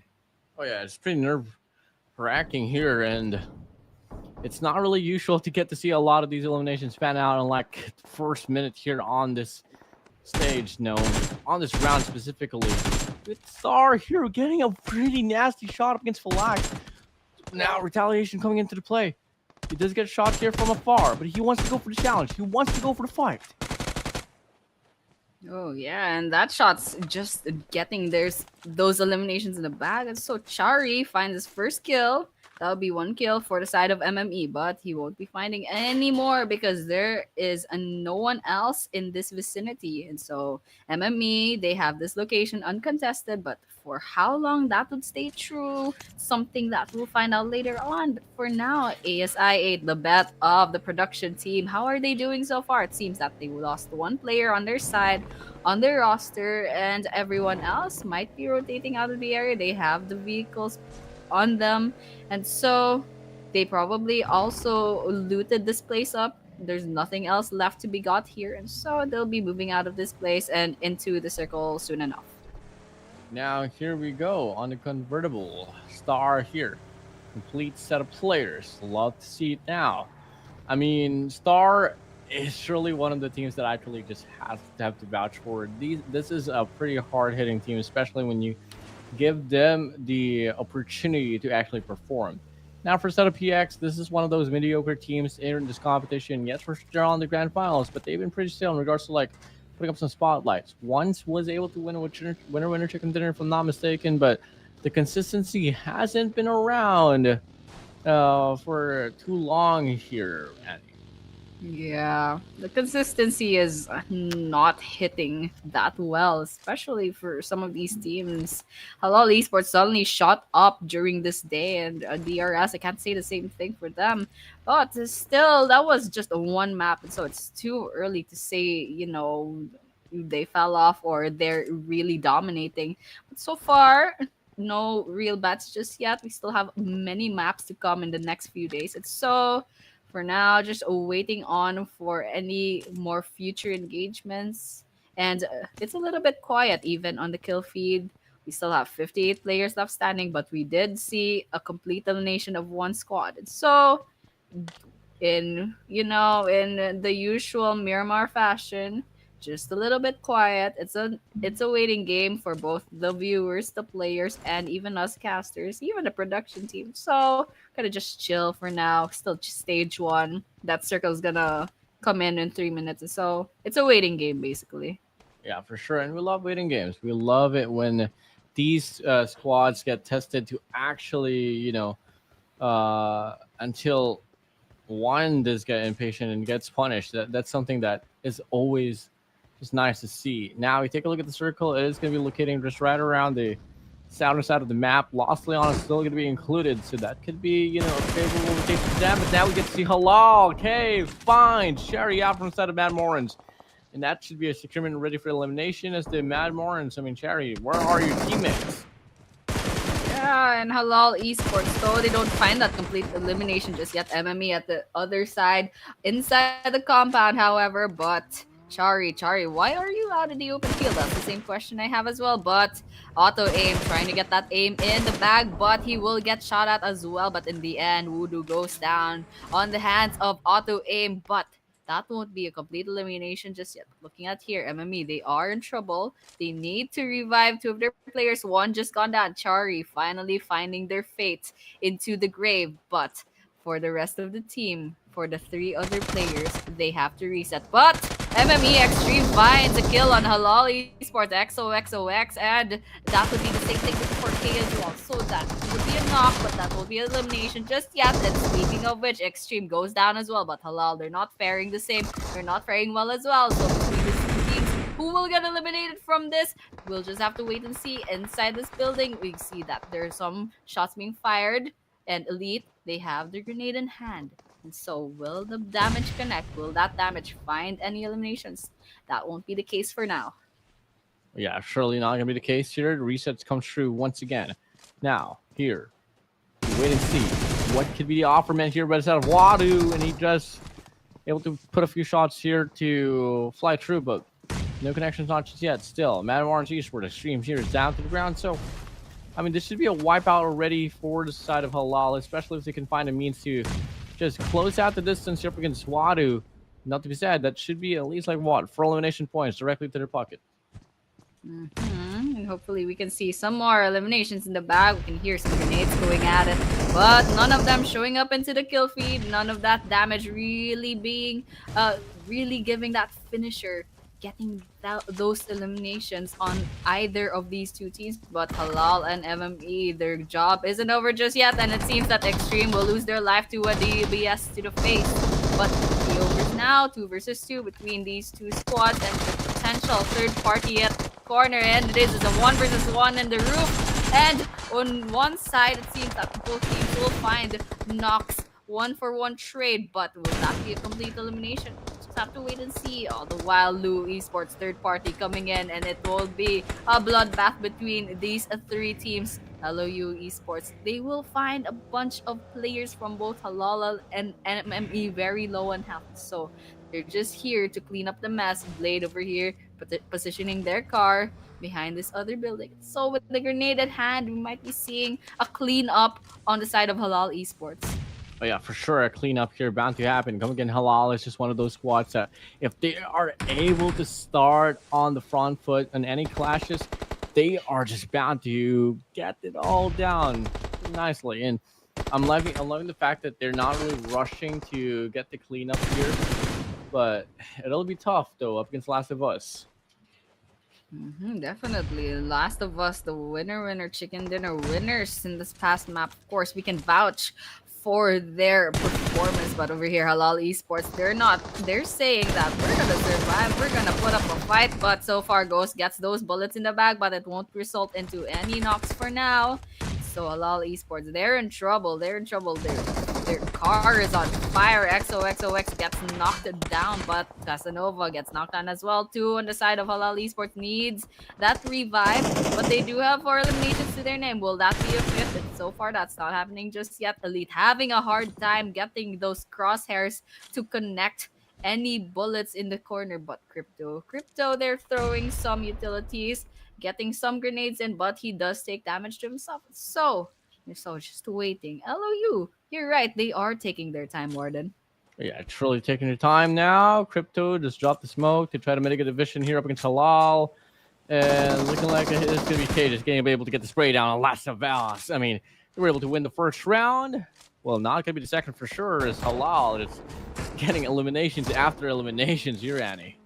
Yeah, definitely. And it looks like we're seeing a fourth party actually by the name of ST9. And so they're here like, we heard something happening. We want some of the action as well. And so they're scouting. They're kind of scouting the areas, trying to see if there's anyone here in the open field. But Halal Esports, they do have 6 eliminations to their name, doing a really good job. And we saw that. We saw that during the death match. They didn't win, but still they had a good run.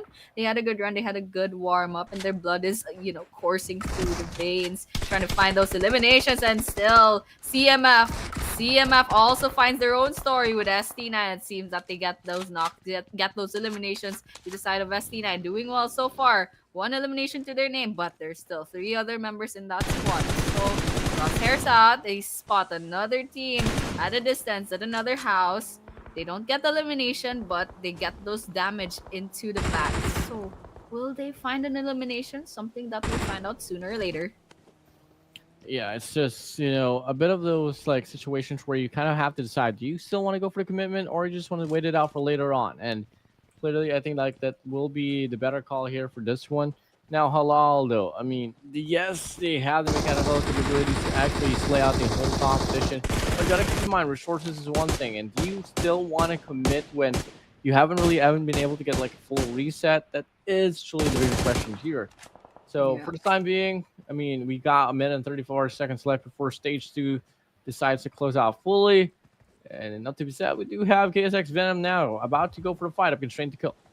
Yeah, and over here in the open field, this must be a little bit fun, but T2K Igneous, does he find that? He doesn't find that kill, and he gets knocked down instead, but it's not over just yet. KS, they have the high ground, shooting at T2K from a distance, but they have the car to get some distance between them, but KS, they are in trouble. They have 2 members that need a revive, and it's not over just yet. T2K and KS, they are biding their time, but they are throwing some grenades in the bag, but that won't result into any deaths for now. But Kansa behind this boulder will not avoid rather. Wow. That grenade gets hit point blank basically at T2K. They only have 1 player left that is still healthy, and that won't be the case for long. That's the end for T2K by the hands of the other squad. Wow. Oh, wow. That is just crazy here. And best believe it, battle's not yet over. We do have DRS now here, meeting a squad on the other side. It's going to be tough to call whether they want to go for the fight. Just judging from how they're going to be rotating and maneuvering around the map, looking like they want to go for the fight, but at the same time ensure that they don't really stand a chance at all. So that's why they're looking for some terrain to play for before they come through for the fight. Now, here we go. Stage 2 about to close out, and things are going to be about to be pretty wild now. And we go back here to the players of ASI8. We do have them up against Star possibly. And from a distance, we can see that ASI, they probably have an inkling that there's someone out there. So both teams, they might have that information, and so they're just waiting them out, waiting to see if there's any possible initiation of some engagement. For now, something that we have to wait and see because it's not happening just yet. But we can hear some bullets on the side of ASI8. 1 Notchi, very low on health, and they already have 1 member that is completely eliminated from the roster. And so with that numbers disadvantage, they gotta think, that Star still has all 4 members in the roster. And so Notchi finally finds their complete end off cam, and now ASI8, they are down to 2 more players left in their roster.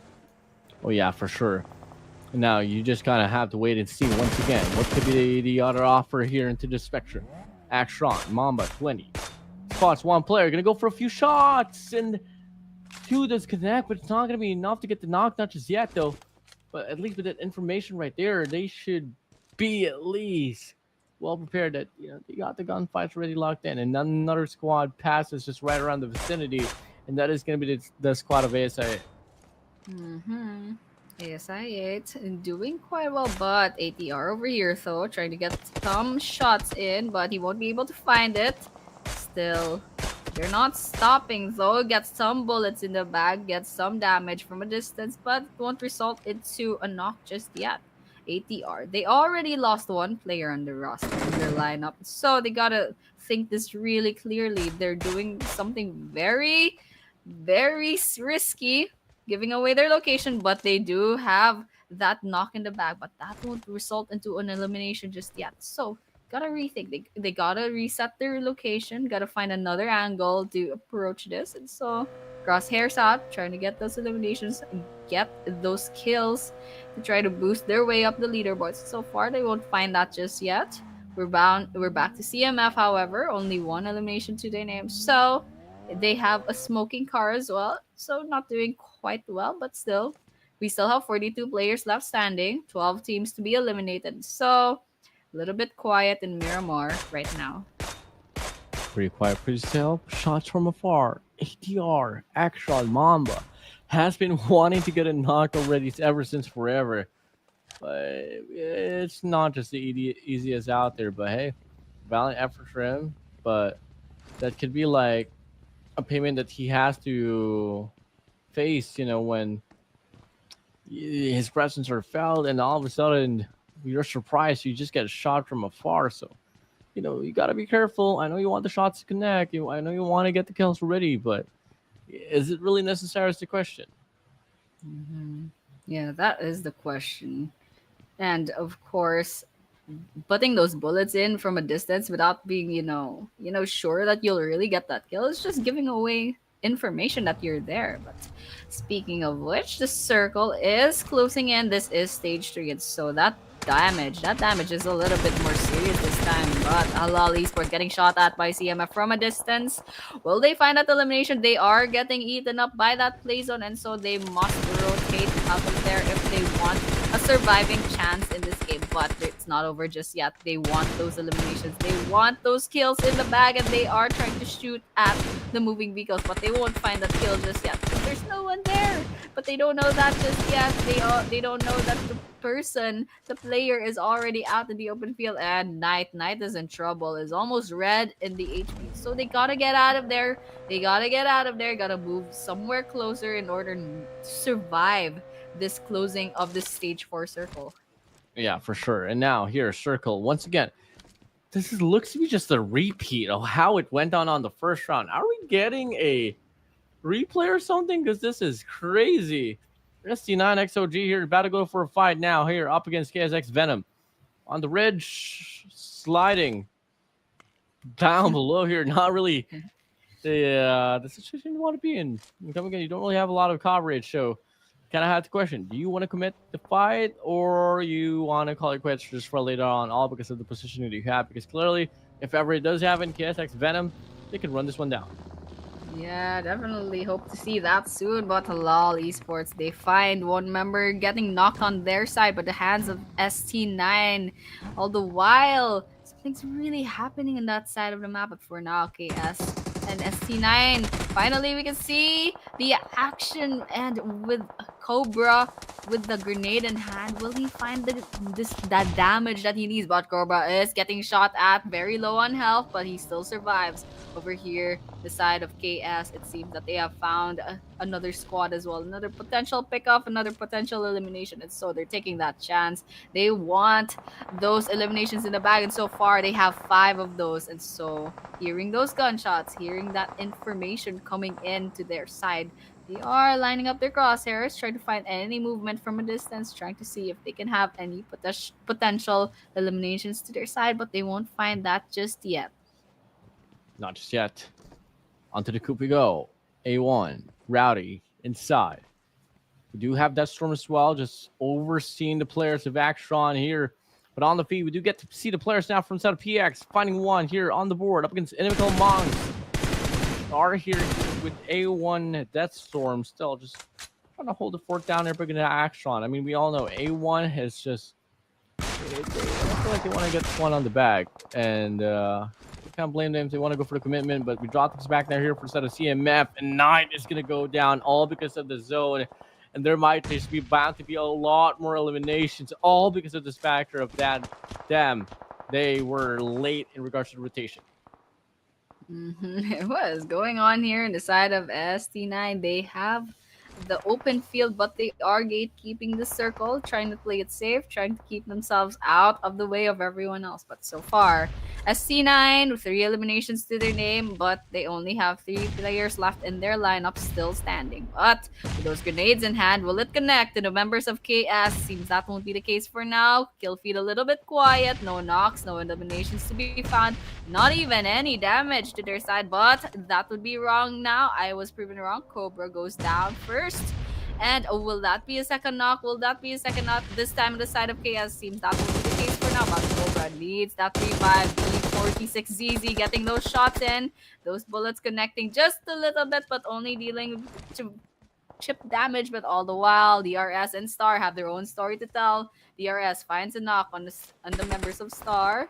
And over here, A1 as well. They have their own problems, throwing in some smoke, throwing in some grenades because there's a squad nearby. There are 2 squads nearby, actually, and their attention is divided. So what they'll do to remedy this problem, we'll just have to wait and see. Gotta wait and see. Wait what the call will be. Nate's gonna get cooked up here instead of Pinkman. Star here, not able to get the kill, at least on the first run, but DRS Killer White Teeth has fallen to his hands, and that is going to be another squad here put away from this competition. Now we drop these back here up against ASA. Fell lock. Shots to connect up against KSX Venom from afar. He's not really here to be the biggest threat. He's just a nuisance. Because KSX Venom has to deal with one squad, but just going for those all-time third parties on the feet. CMF Faisal finds 2 on the feet as well. But Faisal is gonna be able to close out those 2 elimination points in their squad. So enough to be said, CMF is in a pretty comfortable spot here end. And that won't be comfortable for long because with all those grenades flying around in this very small circle, we'll be sure to see some eliminations in the back. But A1's Death Storm very low on health, and all the while Rowdy trying to go and rescue, but he will be in trouble as well. But those bullets won't completely kill him off, and Hitman over here going in from the high ground gets some eliminations in the bag against the players of ATR, and all the while Team 6 A18 rather finds their own shots here, tries to shoot at them from a distance. They secured a really good spot here. They're favored by the circle, so they have a lot of luxury to kind of just, peek out of their windows and throw some shots, throw some sprays. And over here, KS as well, already with 8 eliminations to their name, doing really well, and only lost 1 member on their lineup. And so for now, they spot another squad from a distance. That car is just toppling out of everyone. You see, Stark Pinkman needs that revive, but they're doing well as well. 5 eliminations. And so we are down to our top 5 teams. And Pinkman goes down, all the while Raw, they also find some eliminations for themselves. Oh yeah, for sure. And now, here we go. Zone's gonna close out. But in the process, altercations could come into their way. Could be RAW, could be anyone in general. It's all going to come down to whether can you find a means to assess this whole situation and find the best answer at the end of it. As we get to see now here, stage 6 about to close out. We only got 5 squads remaining. And Annie, this is all we have left. I mean, AS8, Falak, and his squad is going to be there inside of the compound. We do have RAW here on rotation as well. Smoke's going to get deployed. KSX Venom is going to be the leader of this crusade. And now on the view, we get to see RAW finding the first frag here on this wave. And hopefully he can find some more because we are down to 11 players left. And over here, Dihan doesn't know that there's no one there within the smokes, but doesn't have that information. But he finds another squad just sitting there like a bunch of ducks. But he won't get any eliminations from that spray. And so we're back here to Raw Esports. Raw Esports, they got 6 eliminations to their name, throwing in some grenades, but that won't be dealing any significant damage the Wild. They're going in, pushing into the building, trying to find any more frags to their name. But Roshan over here with grenade in hand, trying to see if someone's trying to push into the area. If anyone tries to walk in, they'll be meeting a grenade to the face. But so far, that's not gonna happen just yet. That circle, we're in stage 7, and so that circle's not gonna kill. I mean, it's gonna kill everyone if they don't kill each other first. And AS8 White I8, they're in trouble. Fallox in trouble on the red. This needs that complete elimination by the hands of Raw Esports. Supreme from Raw Esports. That is 7 eliminations for their squad. And so these down to the last 3 teams. Raw Esports, KS from corner, and another member from ASI8. Who will come out victorious, it seems?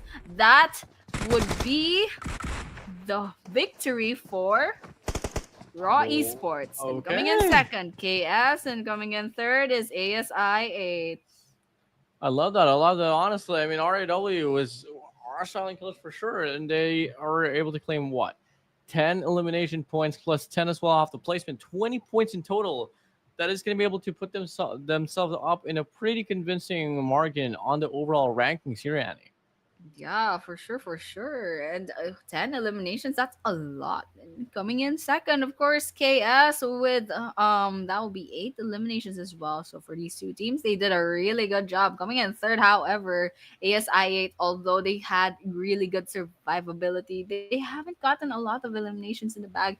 And of course, we kind of saw that they had lost some players on their side very early on. And so that's something that's a little bit understandable. Course, A1 coming in fourth. Coming in sixth is ATR. However, they don't have any eliminations. They did have a good run. They survived this long. CMF coming in second with 7 eliminations on their side. And coming in 8th is ST9 with 4 eliminations. Good placement, but not enough eliminations. But still, no pressure to everyone here. We're still in day 2 of the finals, and so there's a lot of maps to kind of just rake up those points, trying to get those points in the bag, trying to shoot up in the leaderboards. But I'm a little bit nervous for a lot of these teams, especially DRS, although they have 6 eliminations to their name. They're a little bit low on placement. It seems that they got picked off really early. So a little bit nervous. They might get dethroned, but still, I have hope. I have hope for these teams. Yeah, I mean, you're a very hopeful person, Annie, and I mean, it's just not looking great, especially if you start things off on the first 2 rounds, not being able to, prove yourself quite a lot. So, hey, so a long way to climb. Unfortunately, we got 5 maps in total here for this day, so there's still 3 more matches for any of these teams that has been slacking in the last 2 rounds to make it up and compensate for what they lost out on the first 2 Miramar. Yeah, and I hope that happens soon. That compensation coming in, especially for the teams that got picked off really early. They gotta find something. They gotta change something up. For here, LOU, however, they got picked off really early with only 1 elimination to their name. So this is basically PUBG. There's a lot of factors coming into your survivability to winning a game, to winning that chicken dinner. It's just that there's the flight path to worry about. There's a circle, and running into someone so early on in the game. So we still have 3 more maps left tonight rather, and so I'm hoping that something will change for some of these teams, especially those who are lagging behind. Oh yeah, for sure. And now we're finished off now here with Miramar, at least. No, unless we got another Miramar on the second half. But obviously, I know one thing for sure is that this mid map is going to be Sanhok. But with that being said, guys, if you guys are dying to see more action here up ahead, we're going to have a short break before we head straight towards the next match. We'll be right back, guys. Stay focused, man's on a mission. Wavy like the ocean, ain't got time for inhibition. Eyes on a prize, lock it in your vision. Straight up, man, that's gotta make a decision. Stay focused, man, I gotta go. Can't be going backwards, I can't be going slow. Gotta take the lead and I gotta steal the show. It's a straight up madness, you know how we roll.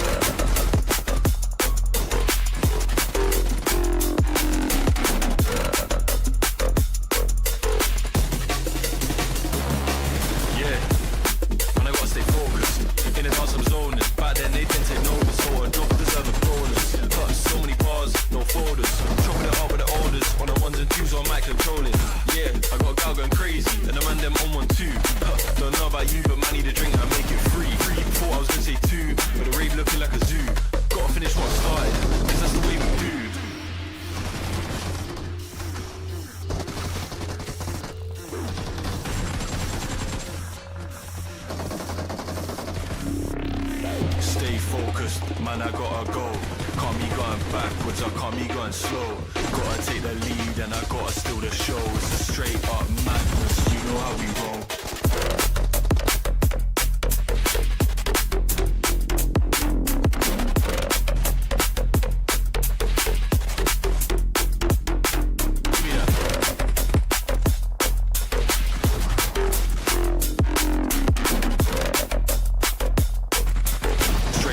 Madness, you know how we roll.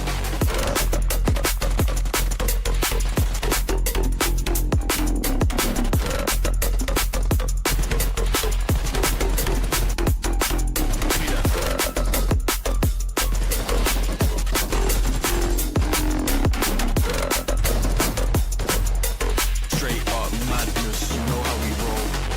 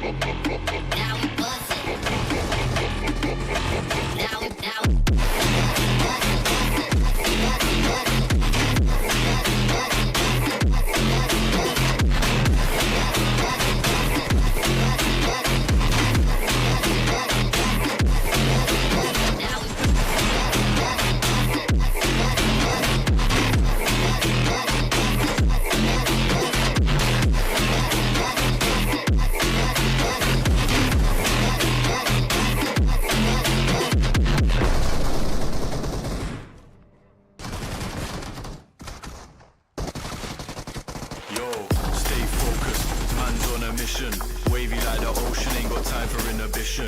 Eyes on a prize, lock it in your vision. Straight up, man, that's gotta make a decision. Stay focused, man, I gotta go. Can't be going backwards, I can't be going slow. Gotta take the lead and I gotta steal the show. So straight up madness, you know how we roll.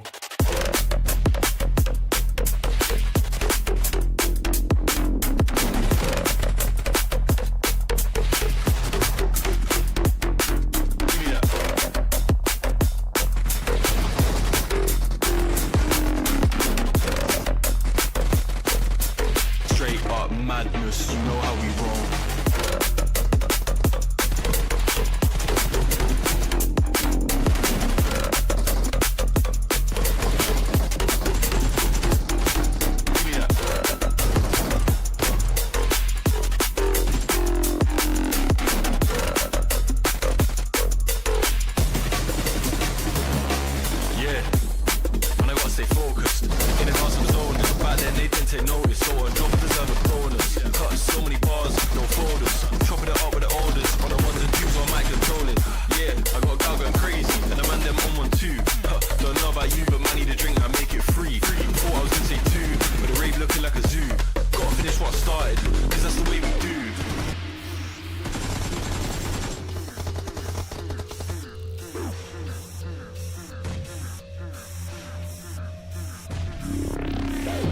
Focused, man, I gotta go.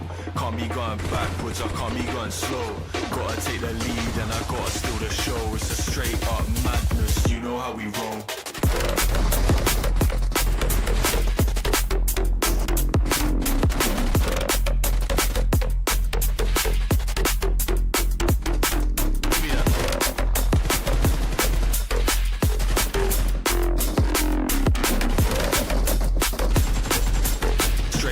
Madness, you know how we roll.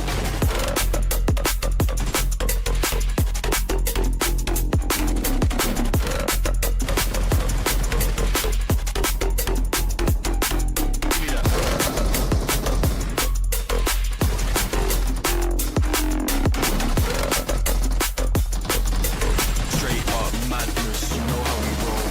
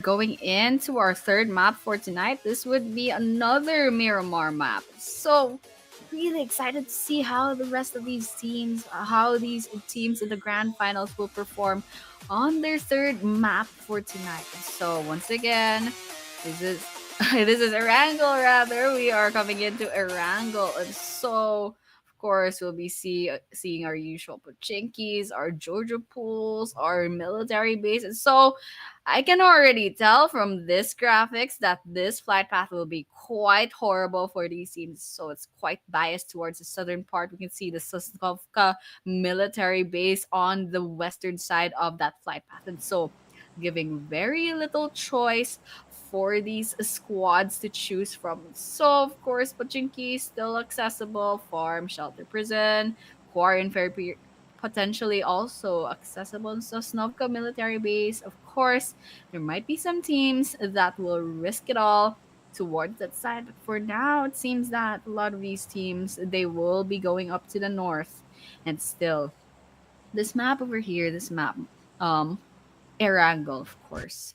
We can see that a lot of the northern part was probably inaccessible, and it won't be a good idea to try to rotate into the area and like force yourselves to kind of loot the area, get those resources in. It's better to just stick to maybe school, mansion, ruins, hospital, maybe Georgia Pool if you really want to push it.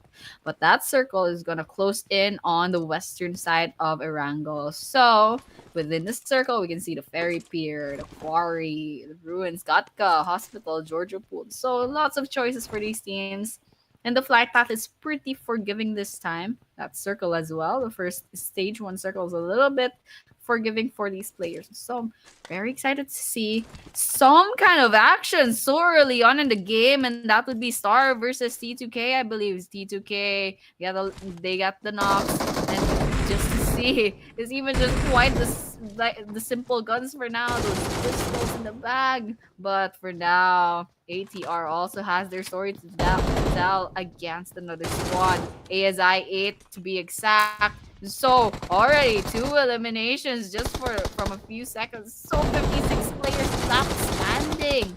So ATR not in a good position. They're getting burnt off by that Malta, but good thing they managed to put themselves out very early on. But Electro over here. Electro, they are in the ground floor of this floor, and so whether or not he can get to the 2 members that need that revive has to stay alive. But Electro will be losing their life alongside with his old squad. ATR completely gets wiped out from this equation. And of course, just taking a look at the other squads, ST9 for example, they need to revive 2 of their members. Oh, there we go. One gets completely eliminated, but it's not over for their story just yet. ST9's Vexe OG on the red gets knocked off in his own car, but Mad Max is nearby. Mad Max can revive, so they have a second chance in life. And so far, ST9, 1 elimination to their name. I mean, rather, 1 elimination on their side. Still quite early on to the game. 44 players left standing, 12 teams in the making, but Louis Sports behind this door. Louis Sports just nearby on the hunt for the members of SC9. Grenade going in, but LOU will be the ones who will be going down. 3 members needing the revive, and it looks like with the death of Ghost, that will be the end of LOU so early on into the game. Now over here with the LOL Esports, two players on the red, and they need to do something over here. They need to bag those eliminations in the bag, but they already have 4 kills to their name, doing quite well. They just need a little reset, probably find some more resources. So we can see that there's only 10 teams left in the running. 38 players already. Yeah, we saw so many early game engagements. So, Mike, are you there somewhere out there? Well, yes, exactly. Seems Thank that you will so be the much case for for that. now. So And you guys are stuck with me really, because Warden had to leave just now because he's not feeling the best, and so I'll be calling in my friend Mike later on. He's just setting up, and so you're stuck with me. I'm all alone for now. If you're wondering why I'm still talking, yeah, basically that's the thing. And for now, it seems that A1 they have already 5 eliminations to their name. They're doing quite well. And so they're kind of just rotating out of that area.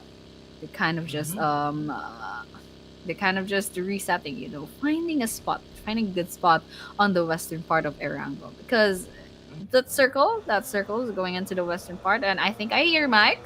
I think I hear Mike. Mike, are you there? Oh yes, definitely. Thank you so much for that, Annie. And really, it's been a pleasure really when witnessing these matches, and of course all of these teams. With them really, and I really think that the winner for this, it's gonna really set an impact later on, especially in the late stages of the game. But again, we're still in the beginning. We're still in an early phase. Stage one, nothing impactful is happening yet. Though, I mean, 38 members still remaining. I mean, still that's still a lot. But again, um, for now they're just really just going into buildings, securing some loot, and yeah, They're still in the building, still quite early on. 30 players left standing, and so it's a little bit quiet here in Erangel. We did see some early game engagements, lots of early game engagements, lots of casualties from either squads. If ever they ran into each other, but that's not the same thing for Inimico Monks. They still have 0 eliminations to their name. Goes the same to KS as well. It's a little bit quiet. We're still at stage one in the circle, so hoping for some more engagement very soon. But looking from the past 2 matches in Miramar, it was actually a little bit quiet. So we can deduce from some of these teams that these teams they like playing it safe, and they're landing quite far from each other from the drop off points. So we're just hoping, something will happen very soon here in mhm, Erangel. exactly. And really, it's still stage one. We can't expect that, especially in a map like this. In a map like Erangel, which is especially in an area which the circle favors most of the island. And that's really an important note, especially that all teams can play it safely, both out inside and outside the circle. And since especially though you can get hurt by the danger zone, I mean, looking from from the green team right there, I mean, the damage won't be just enough yet to give you such a difficult time later on. So for now, really, they're taking their time here. They're trying their best not to be the first team eliminated. And later on, when they face other teams, they will have no choice but to fight. But for now, I mean, of course, they're all confident with their strategies. So they can really think that they can win this. So yeah, for now, nothing's happening. Stage one, we're heading onto stage number two later on. But yeah, I mean, so far so good.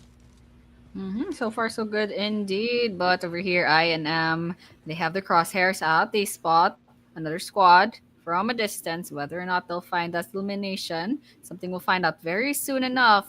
For now, that discipline, just biding their time, finding a way, finding the best way to approach this. And that other team would be none other than ASI 8. ASI 8 from a distance in this bridge trying to find any potential pickoffs, any potential eliminations, but they won't be finding that for now. And so they'll be taking their positions, trying to see if they can see from this distance because there's actually another squad nearby. They can hear those Mhm, vehicles. They can definitely hear those mhm. vehicles. So whether or not they'll find a Whoa, kill here, that's something we'll find out very soon enough. Ooh, there we go. Going in for a couple of sprays. The shots are trying to connect inside the vehicle. And yes, really here, they're trying to charge in. I mean, they're very, very careful with that. At least when they got a few shots in, they're gonna play it carefully this time. They're not gonna rush it. I mean, it's still very early for that, and they're just really looking for some more information before they charge right in. And yes, I mean, with that vehicle as well, just trying their best to scout for some information before they can make their move.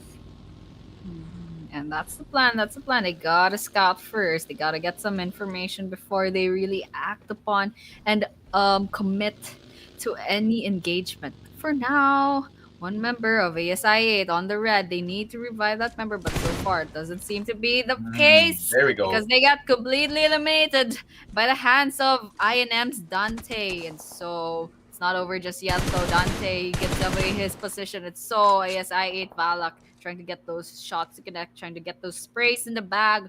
So far, ASI 8, they won't be finding that revenge kill just yet, but now smokes up, grenades up, and some cover going in for both sides, just putting a distance between the two, but it's a little bit of a standstill between these two squads. So for now, we're down to a disengage for both sides.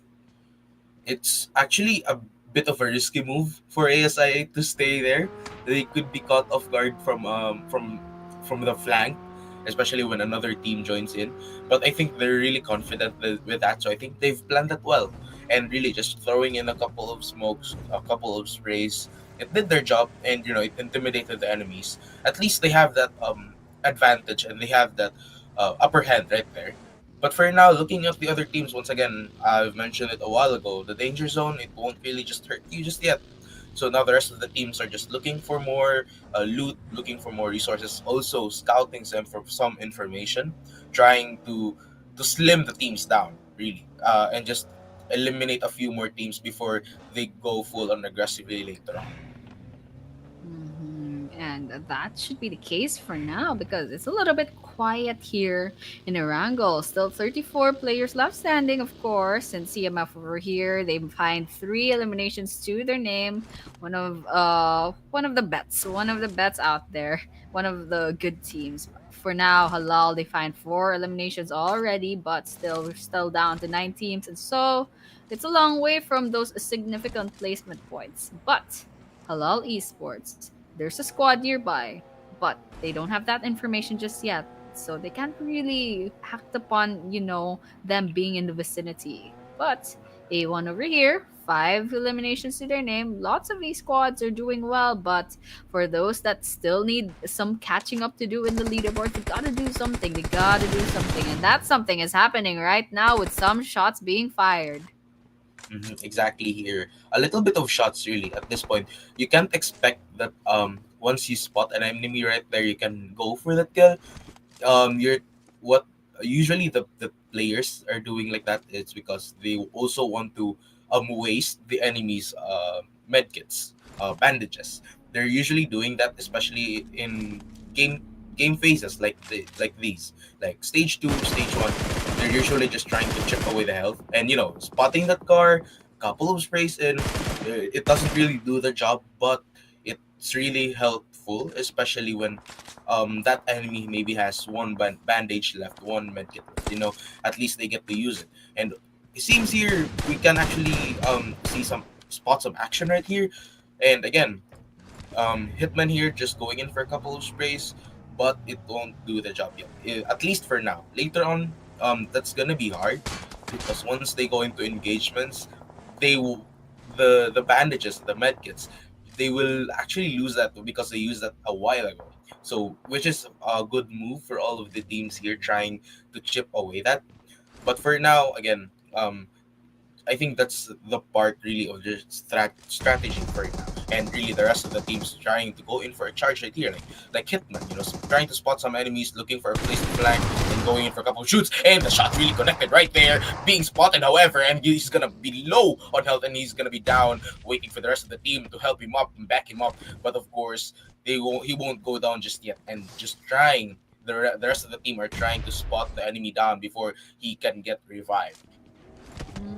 That seems to be the case. And A1 over here not doing very well. They lost one member on their roster, but five eliminations, and they still have the resources to go aggressive. Some grenades going into this building. A1 is in trouble, and all the while, we're over Ooh, there here. we go. They got taken down by that grenade point blank, and a lot of their members are on the red. A1 is in trouble. They almost got picked off. One more grenade, one more good shot. They could have been completely annihilated at this point. But that circle Ooh. is closing in on Gatka and Pochinki. And so a lot of Hmm. open fields there. So Mhm. very interesting later on how this late game will go for these last 8 teams.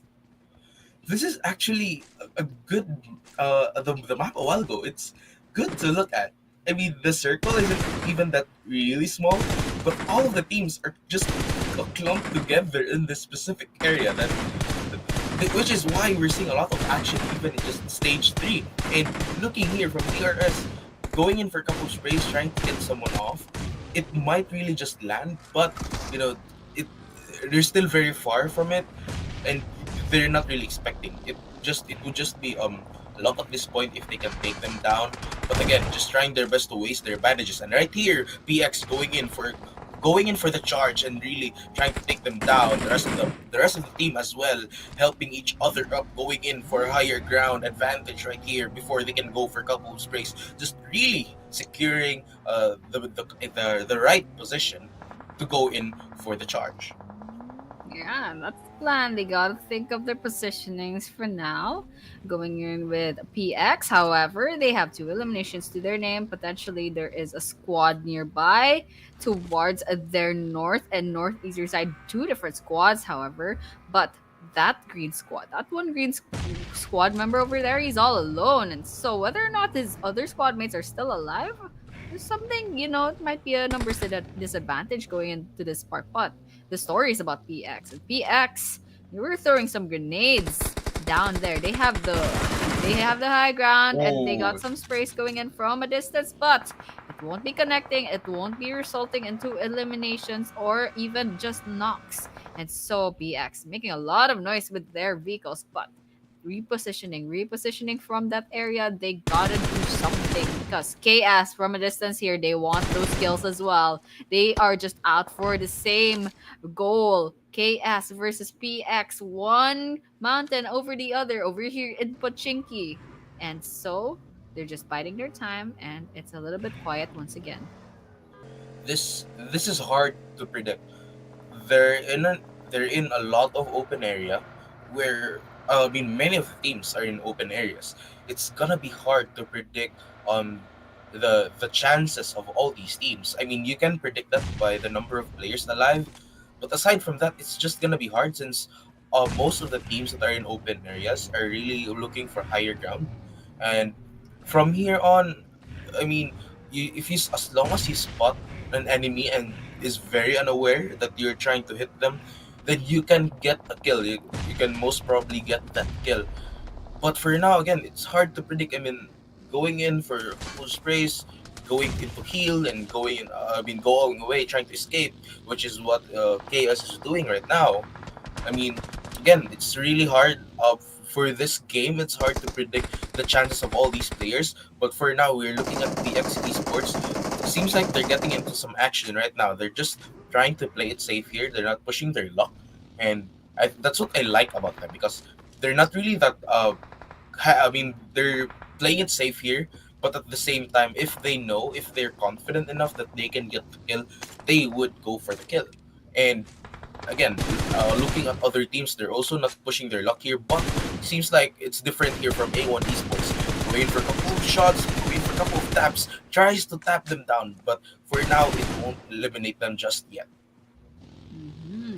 And of course, it won't be that fruitful just yet, but they are doing well so far with 7 eliminations in the bag already. And so, 3 more eliminations. It's pretty much just like winning that chicken dinner. And of course, they are nearing those placement points because we're down to 8 teams left. And over here, PX from a distance from below the position of A1. They have the grenades in hand. They are trying for those Hmm. eliminations. Whether or not Flash will engage, it might be the case, but That kill feed is a little bit quiet, and so none of that damage has landed into a knockout just yet. But BX coming in with a vehicle, trying to get their position in place. A1, however, not going down without a fight, and so with that vehicle attempted to run over into an Isekai, but it's not happening just yet. Smoke's coming up as well, and he misses that shot just a shy a bit. But PX, you're still alive. But however, A1, they are in a numbers disadvantage, having lost one member in their roster. And so we're back to a standstill for these two teams. And so we're back to another part of the map. DRS, they are in their own buildings, but hopefully I'm pretty sure that circle is gonna close in the next stage, and DRS they'll be forced to rotate away soon enough. And looking here for the side of PX, going in for a couple of grenades, and another one grenade already being thrown, and it seems like they're going in, actually trying to reposition right here before they go for the charge. I mean, all of these enemies are already down as well. They're just really cleaning up at this point, especially that the danger zone is catching up towards them, and with that they will try to leave, especially being with 17s remaining. They're also being very careful, especially when maybe they get greeted by a couple of enemies, and seems like he's being greeted by one because he's being sprayed right there, leaving with a low HP remaining. That was really surprising, especially for him trying to crouch and avoid that. But it was just unfortunate that he just gets stabbed right in, and the rest of the PX esports as well going in for a couple of shots trying to get that kill, but for now it wouldn't just be enough. Yeah, it's definitely not enough. No one's showing up in the kill feed just yet, but PX, they need to revive one of their players.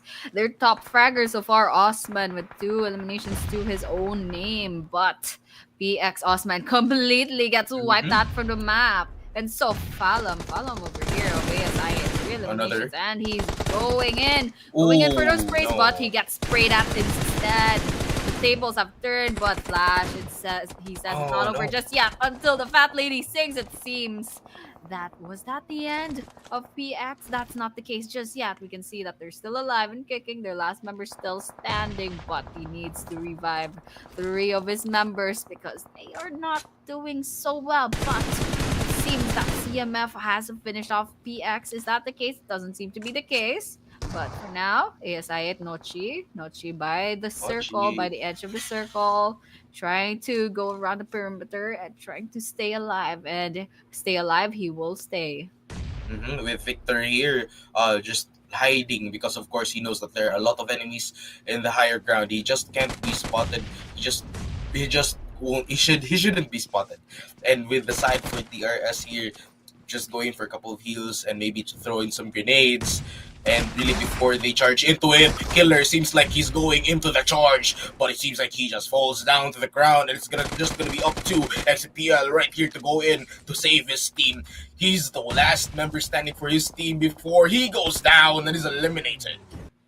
That's one elimination, and we're down to 6 teams. 16 players left. CMF over here with 5 eliminations to their name, but their vehicle gets spotted, and we can hear some bullets coming in. Another And one. speaking of which, Victor goes down. Yes, it seems that we lost one more team as well. Now we're down to 13 players, 4 teams. And CMF, they're doing quite well. They racked up 7 eliminations to their name, and Knight is out for more. Trying to rotate into the bloodbath area. It seems that some of these squads, KS and PX, they're still alive. And Halal Esports coming in late to the party. They are outside of the safe zone, so whether or not they'll be gate capped, that might be a possibility. But they're going in for sprays. They spot moving targets. CMF at the distance. Right. Elite trying to get those damage in the bag, but he won't be finding that elimination just yet. And with it's a good position here for Halal, though they're already moving. They're starting to move because they're at the edge of a danger zone, and it's just gonna be painful from here on out. But really, they're really trying to reposition here, though it is kind of risky if they get spotted at a bad timing. and maybe they will get taken out that easily. But 13 players remaining, 14 remaining as well. CMF gets a kill right there. Reflex going in for another kill, but the shots won't connect. Just trying their best to eliminate Halal at this point, and seems like Reflex is going in to reposition himself, looking for that last member from Halal Esports, and really going in for another, of course, so they can to boost them up. And the rest of the team are also being very careful. But of course, Reflex go in for a couple of shots, trying to get the kill. But Faisal here as well, going into his car and really just going in for a position. It's a game of Fast of Furious at this point, because three teams, very difficult place to be at, and it's just again a lot of action will be happening with Reflex going in for a couple of sprays, getting that shit. Getting that shot, and spots Halal right there. The shot's connected, leaving Halal with low HP remaining, and Reflex will have to reposition. Yeah, so far Halal's going well, dominating basically this map so far for the Erangel map for tonight. Already racking up 9 eliminations for their whole squad, but it's not over just yet. Still have 3 teams left standing, but K gets grenaded into the face, needs that revive, but no worries, no worries. There's still 3 players left standing on their side, but KS over here, KS with 4 eliminations, 1 each for each player. It's like they're kind of like distributing their food, during break times in school. But CMF over here with 8 eliminations, throwing in those grenades, but they won't be finding the damage that they need. And so it's a standstill between the last 3 teams still standing in this Erangel map. And with Halal going in for the charge with their vehicles, they're really using their vehicles a lot here, and it's a lot to say, especially with an area like this when all you can depend on is the high ground. And of course, when you have the vehicle, at least you have that chance. But it seems like it's looking kind of good for KS right here, though. I think someone was in the danger zone. It's starting to hurt. I mean, this is stage number 7. That's gonna hurt a lot. And with judging from the other teams, they do have a bit of a chance with CMF. Only 2 members. They have to get inside the perfect timing. They have to be the third party to try to clean it up. But for now, once again, 3 players, 10 teams. It's just gonna be a lot of action later on as Chaos tries to go in for the shot, takes down one of the members from Halal, and of course, Mejeras right here goes in for another couple of sprays, gets spotted right there, and he goes down. He was too late, and now Dihan will go into the rescue as well, going for a couple of sprays, and he goes down as well. Dihan going in for another one, taking him down once again, and now 10 members once again. The rest of the team from Chaos helping him up, while he is also low on health. Yeah, low on health. Those are the members for Valhalla Esports. You can see two the teams are revived, but they're hiding behind the car. But that is the end of Halal Esports. We're down to 2. CMF versus KS. My bet's on no. CMF, by the way. But Oh no. but for now, KS. Will they get the kills that they need? It seems that CM has the low, had the numbers disadvantage, and that just spelled the victory for KS for this third winner chicken dinner for tonight. Exactly. And again, congratulations to KS for the chicken dinner, and also for CMF. They tried that one and they had the higher ground advantage, but being spotted easily by the rest of the members from KS, it was just hard from there on out. Especially that one of the members from CMF, he died, and the last member from CMF was also going in for the spray behind him. So it was just easy to just lock into the target, and that's what led KS to win. Yeah, I agree with you right there, KS. So they had a really good survivability, and of course, you have to be alive if you want to get those eliminations in the bag. If you wanna just dominate in the match, and they managed to keep all 4 members of theirs alive until the end. But still, CMF very commendable. They have 8 eliminations, and of course, towards the end of the game, they had to going against KS on their one-to-one squad, and so very commendable performance from these squads here. And of course, you guys can see your favorite squads. How did they do in this third map? But for those who see their squads, in the lower parts of the rankings, don't fret. We still have 3 more days after this. So this is just the third map out of 5 for tonight. And hopefully we can see the likes of maybe the top 13 to 16. They'll do better in the next map. And so, we'll just have to wait and see. We'll really just have to wait and see. Hmm. And again, once again, congratulations to Chaos for a wonderful game, wonderful chicken dinner. All of them were complete, and I think that's what the rest of the teams have to take notice. With Chaos teamwork, and of course, they also have to be aware of CMF being aggressive, especially during the last game, especially when they have that numbers disadvantage. And yeah, the rest of the teams, once again, congratulations as well. Seems that we'll be going to the caster that's real soon. So we're gonna go on. Just get a little recap. Of course, that was KS's victory. Of course, still these teams, they did really well. And of course, for the past few maps, we saw that these players, these teams, they're doing like a bit of a slow game. They like playing it slow. They like playing it safe. But still, you have to take Yo, risks. You stay have to go focused, out of man's your on a way mission. to get Wavy those like the skills if you ocean, ain't really got time for wanna, inhibition. you know, uh, score really high. But these are our matches. Of course, we saw the two Miramars. We saw the Erangel just now, and we will be moving on to match number 9, Sanhok, very soon enough. Yeah, break. All right. We will be taking a break for now. And of course, you guys who's tuning in, don't go anywhere. We'll be seeing you in a few minutes.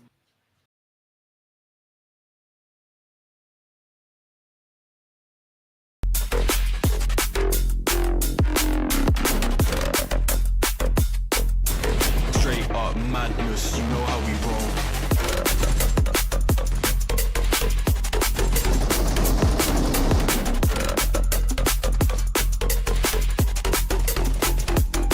Give me that.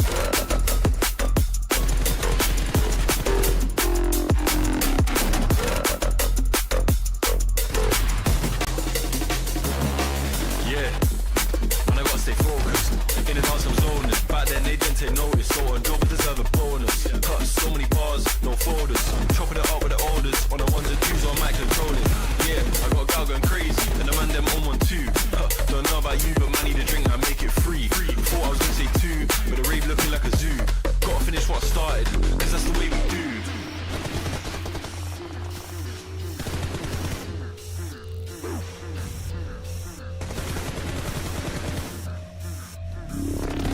Stay focused, man, I gotta go. Can't be going backwards, I can't be going slow. Gotta take the lead and I gotta steal the show. It's a straight up madness, you know how we roll.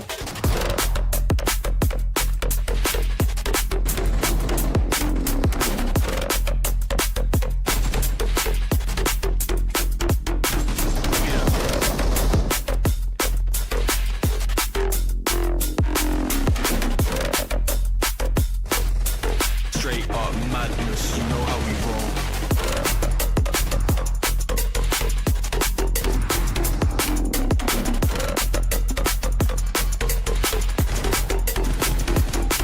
Give me that.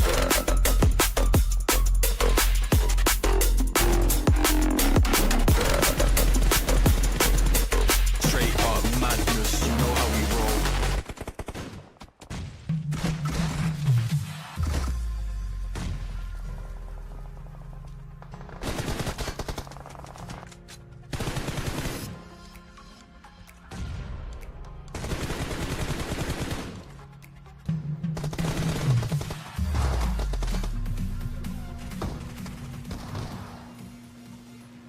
And we are back. This is CMF Community Series South Asia. This is the grand finals, day number 2 to be exact, and we just witnessed match number 8, the third map for tonight. Once again, we are your casters. My name is Annie, and tonight with me, replacing Warden for just a bit, is Mike. Mike, say hi to everyone. Hello, everyone. Once again, thank you for having me. And really, it's exciting to see the rest of the games for day number 2. I mean, with KS grabbing the chicken dinner earlier, and of course CMF coming up second, it was again, it was a hard game to predict and the chances of the survivability of all the teams, especially when they're in an open area. That is just hard to, especially when you have the higher ground, but later on you have to move because the danger zone is approaching. Like so again, hoping for another set of exciting match, and yeah. Yeah, I'm really hoping for some exciting matches as well because these 16 teams they are on fire. And of course, there's a lot at stake. There's a lot at stake because this is the grand finals. And so already 8 matches in. We still have 3 days left to go. So for those teams that still haven't placed in their leaderboards, they have to step up. They have to get those elimination points, those placement points as well. You know, the typical PUBG tournament. And of course, we're kind of just hoping for the best for these teams. Oh, we're down to a death match, Mike. So this would be between two teams, T2K and who is on the red side. That would be Raw Esports. Exactly. Watching these teams, I mean, I've actually seen them perform as well, and it's actually familiar for them to actually be heading into the match. But for once again, into the death match, it's gonna be a bit of a fast-paced game with Pratt, of course, going in for the charges, going in higher ground, just shooting them down while they're just unaware of their location. The rest of the teammates as well are trying to help him, especially when they're just going in for the hunt. Yeah, the hot and that is happening now. Gansa, the double kill in the bag, 4-2 on the scoreboard, favoring the side of T2K. But Raw, they're not going down without a fight. Robin over here hiding behind the shipment container, but in the end he loses his life and is still on the respawn. T2K gets that revenge kill, but however, Raw Esports, they need those points, but that gap is closing in very soon. 6-4 on the scoreboard and 40 for the goal. And with Raw here, just looking for some information before they can go in for the charge. But once again, it seems like they're being cornered as the rest of the T2K are just going in for the charge. And now Kansa as well getting the kill, and the rest of the enemy teammates as well are really just claiming the kills right here. But it seems like from the members of T2K with Kansa very low on health, just waiting for the heal and before he goes back into the charge as he goes in for a couple of sprays in the off angle, but he goes down. Yeah, going down and down we go, and that is a 4-point lead for the side of the blue team, and make that 5 actually. T2K on fire right now, but the other team, however, Raw Esports, they are trying as well, but look at that scoreboard, 9. That is a 4-point gap. Take that 5 once again, 1-for-1 trade, but over here, Love get that elimination in the bag. So much damage going in, but in the end, still, Raw Esports hasn't caught up just yet. I mean, they're trying their best here, but they're just being cornered with, especially with T2K's Kansa just being aggressive, just stopping them and just ramming them down. Rig here just going in for a grenade, trying also to gather the kill for the team because they're still 13 points, 5 points behind. And once again here from Raw side trying to look for an enemy once again, but it seems like T2K's efforts are just massive at this point that Raw, it's just gonna be hard for them. But it seems like here Probin just going in for the charge as well. It seems like he manages to find a few kills of his own that could actually help the team. But for now, once again, Kansa is just a monster at this point, going in for a couple of sprays before he goes down from an off-angle kill. Probin going in as well for the kill, but it seems like he just got killed one member from the T2K. And taking a look at the scoreboard, still favoring the side of the blue team. Still, Raw Esports, Raw Esports, they have those crosshairs in, trying to get those shots in the bag, but he won't be finding that gap closer just yet. 23-20, 3 points left before the red team catches up. But T2K, they're still doing quite well, still getting those eliminations in the bag, one after the other. That was a double kill actually, but that was great. 27-21, climbing steadily, and look at those numbers on the scoreboard. 8 for 2 members and 7 for 1, and those grenades going in as well. And so it's a bloodbath inside the shipping container, but still, it's still a fast-paced game. Lots of bloodshed Ooh. going through about. Now we're down to 29 to 23, almost closing in the gap to that 40-point goal. And with Rig here, they're just gunning them down in an off angle again, trying to flank them. And it seems like it did work for Rig. He goes to kill one more before he goes back and he heals. And of course, the rest of T2K. I think it's really up to the who gets to control the warehouse here inside, because once you get a hold of that, it's just gonna be hard for those outside to go for a lot of kills. And it seems like from the T2K side right here, 10 more points, but one member is also down, and Rick is just fighting them to the brink of death. And now he's so low on health, and just a few more hits before he goes down. And one member from T2K here goes in for a spray, but the shots didn't connect, hoping to get some few more kills before he get hit by that grenade. And the rest of the T2K Kansa just waiting for the perfect opportunity to get into that warehouse and to get that control inside.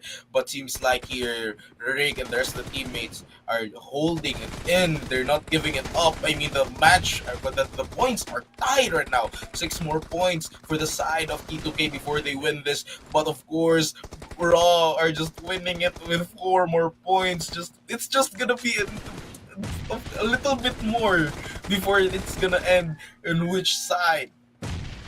And in a matter of seconds, actually, Raw Esports more. turned the tables. One more point for Mhm. their side before they completely win this death match. 37 to 39. It's an exciting One part more. of the game, although it's not the real tournament. Still, this is a good warm up for these two teams. What? Come on, Raw. They should find that last kill, and with that last bullet going to Igneous, the death match goes to the side of Raw Esports. Exactly, and it's looking at this, just looking at these teams, we actually know the potential that they bring to the table, and when they face with other teams, it's gonna be a disadvantageous for them when the enemy knows about you, but it's also advantageous when you've done that warm up. Yeah, definitely. But still, we're going in with a death match before our fourth match of the night. Still, T2K and Raw Esports, they got a good run, and they had like good practice before we go into our fourth map. It'll be Sanhok. Just as fast paced as the death match would be, we're hoping that Sanhok will also be a little bit fast paced as well. Because we saw from the Miramar map and of course the Erangel map so far, it was a little bit quiet. It's a little bit slow. Sanhok. We have high hopes for Sanhok. Sanhok is a small map. You don't even need any vehicles. So I'm looking forward to a lot of action later on. Exactly. With Sanhok, with just 4x4 kilometer, that's really small. Though, if you also think about it, Sanhok, it really depends on the placement of the teams on where they drop. It depends on that, especially when some of the teams are just separated and when the circle is favored in all of the teams on the major side of the map. Um, though if it will be kind of faster if if the teams are situated in a very small area, and when the flight path is just really at the edge. That's what makes it fun. If the flight Mhm. path just absolutely hates the players, they'd go towards the edge so they don't have a lot of choices to drop off to, and they'd be forced into some early game engagements. And what I really don't like about early in game engagements is that if you don't get a really good gun early on, it's really down to luck. The other squad might have suddenly picked up a DBS from somewhere, and you only have like an Uzi in hand or even like a knife. It's something that you don't want to run. It's not a problem that you don't want to run into, but still, it is what it is. PUBG has some luck built into the game, so that's something that we should look forward to, and that's something that these players should really think about. hmm I mean, speaking of Sanhok, talking about teams as well, they have to again be aware of KS because they won that a while ago, and especially with CMF, they have to be aware of their aggressiveness and especially on their quick wit, because they can really just rotate easily and they do it so fast that you're just not aware. The rest of the teams, they have to fight that, and a good counter strategy is to pick them off as soon as possible, because once you kill them down, especially when they're at the last places of that map, then at least you have the chance to surpass them. And that's the plan actually. You gotta surpass, especially those who are leading in the leaderboards. Because you only have so little chances of getting points for your team. And this prize pool is a lot at stake. It's a lot at stake. And you gotta, if you want the cash, if you want that money, of course you gotta work extra hard. You gotta work extra hard against these 15 other teams other than your own. And so, kind of excited to see that happening really soon enough. But for now, it seems that we're still in a little bit of a standstill. I believe everyone's still preparing from all sides. Hopefully, these teams still they'll have some fun as well, just as we did with the deathmatch. It was a good warm up. It was good. It was good. Yeah, Mhm. I gotta admit. So yeah, I mean, for you, which team are you also looking forward to? If I had to pick, I actually picked the DRS very early on because they were leading the leaderboards. They had so many eliminations from the previous days, but Mhm. it actually kind of fell off today, and so they weren't doing really well. They might have gotten picked up very early on, and they weren't able to shine. And so, for me, actually, I don't have one team in mind, and so I'm really hoping. I'm not even gonna put bets anymore. I might have jinxed it. So we're back to another death match. This time it's between A1 and who is the red team. We'll be seeing soon enough. They will be taking. Oh, it looks like it's KS. It's KS. It's KS on the red side.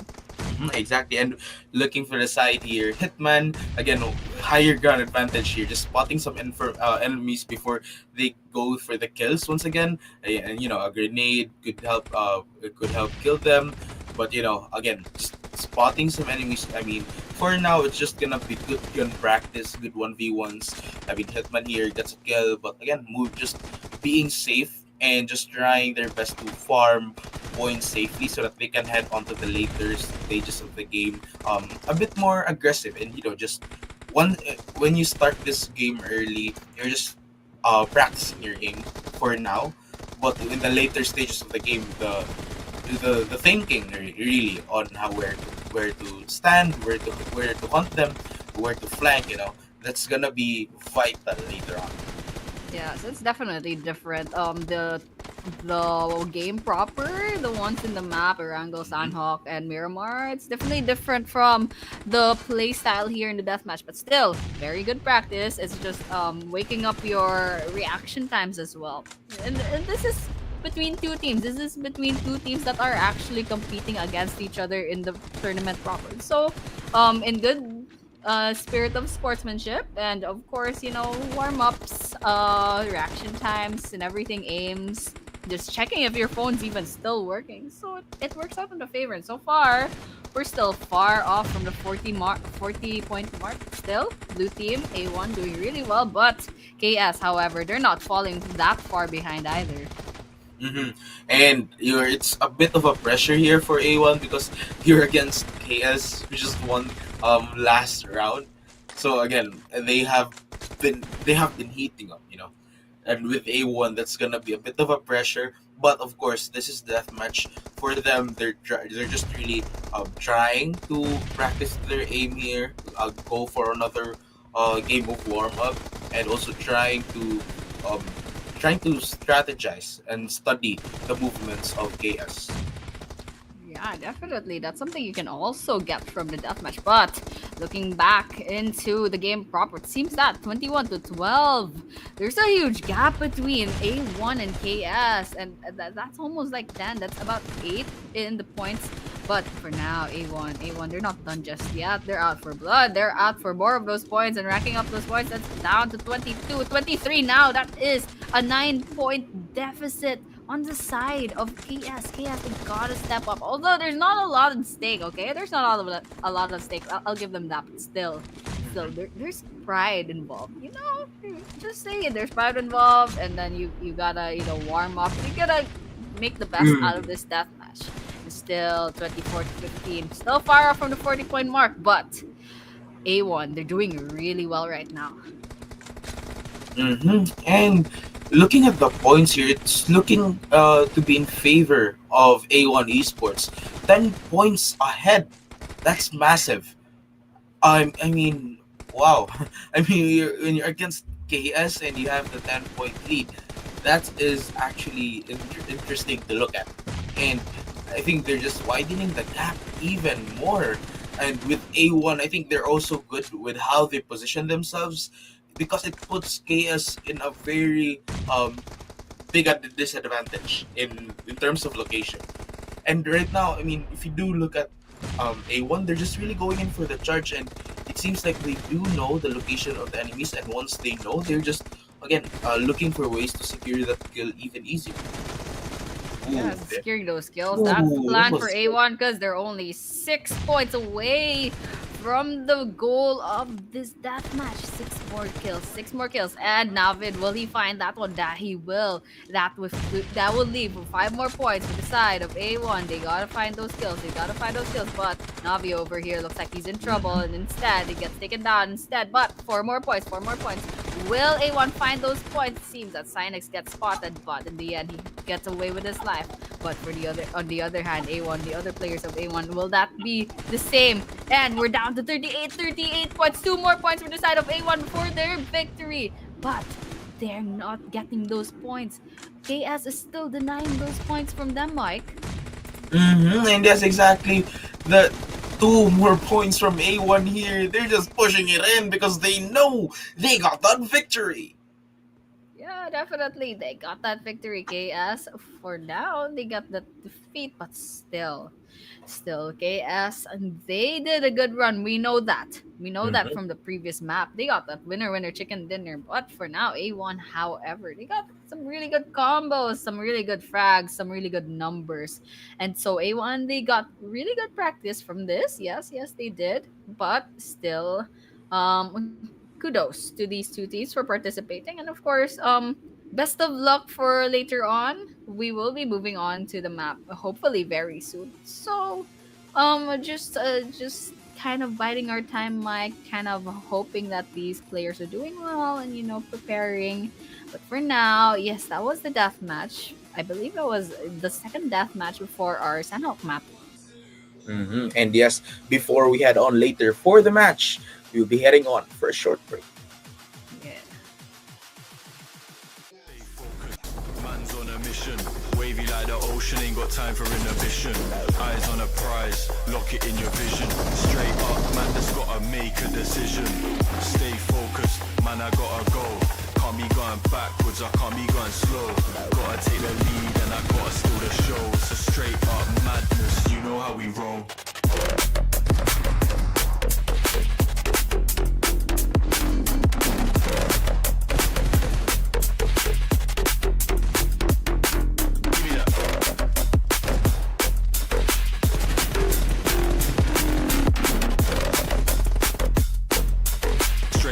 Madness, you know how we roll.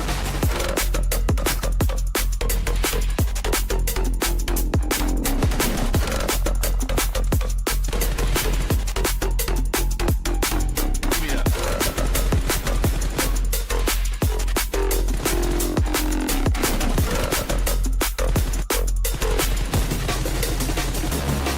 Yeah, and I gotta stay focused. In and out some zones. Back then they didn't take notice. So a job deserve a bonus. Cut so many bars, no folders. Chopping it up with the orders. On the ones and twos on mic controlling. Yeah, I got a gal going crazy. And the man them on 1 2. Don't know about you, but I need a drink and make it free. Thought I was gonna say 2, but the rave looking like a zoo. Gotta finish what I started, cause that's the way we do.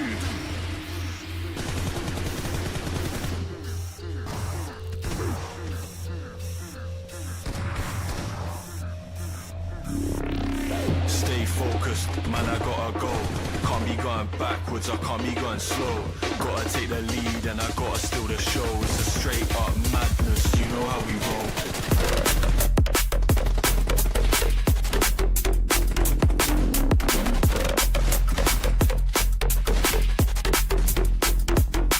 Give me that.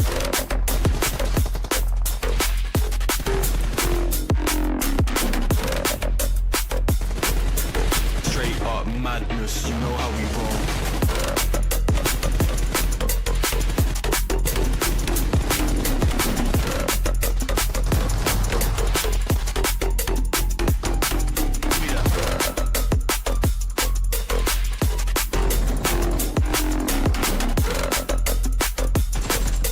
Straight up madness, you know how we roll.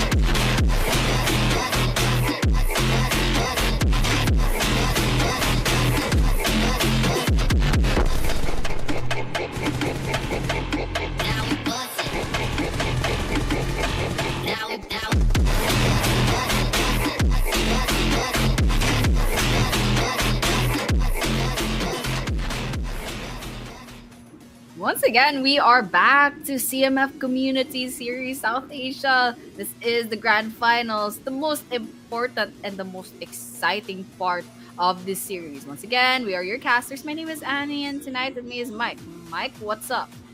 Well, thank you so much for that, Annie. And once again, we are heading on later to Sanhok.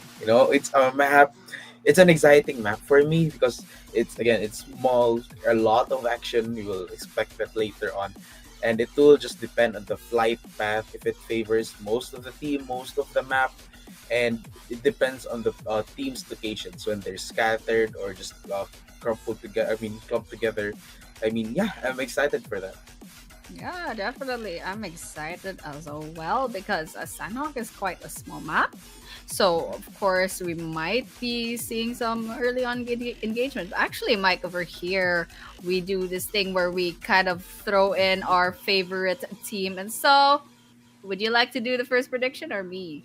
Okay, let's do you. You. Okay, I kind of want to bet on ASI 8 this time. Interesting. Interesting. For me, I'll stick my choices to KS. All right, Michael choose KS and the production team. We all still have zero correct predictions on all three, and so Oh. no, come on. Production team will be choosing DRS. So, well, that was my choice in first, but hopefully they come up higher in the placements at this map, because they've been falling off, although they have proven themselves from previous games. They did top the leaderboards from yesterday, and so hoping for the best for them, hoping for the best for the rest of the teams, especially ASI 8. I hope they win because they are my prediction, but still hoping for the best for everyone else. Exactly. Hoping for the best. For me, I'm also hoping for chaos. I think they've been heating up since that last game, and when you're pitted in a map like Sanhok, where you're just gonna have it to push it in, you have to go for engagements. I think chaos would um, be experienced in that, especially they did that last round. But for all the teams as well, I'm also wondering on how they're gonna stop um, the rest of the teams, especially with KS, is from winning that previous game. Yeah, that's the case. That's the case. Definitely, you have to deny points from those who are on the tops of the leaderboards, and those at the bottom. They gotta rake up those points. They need those good placements.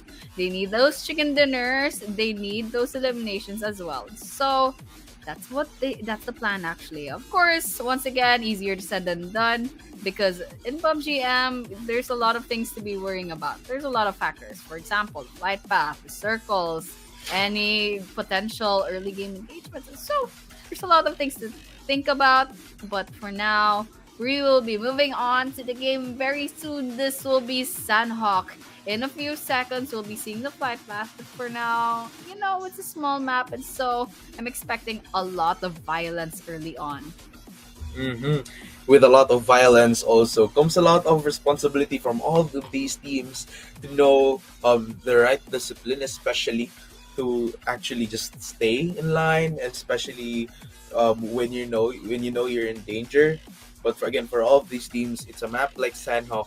It's just gonna be bloodbath later on, and probably an early finish. It still depends. Once again, I mean, if the circle favors most of the map, then maybe we can see a little bit of a slow burn.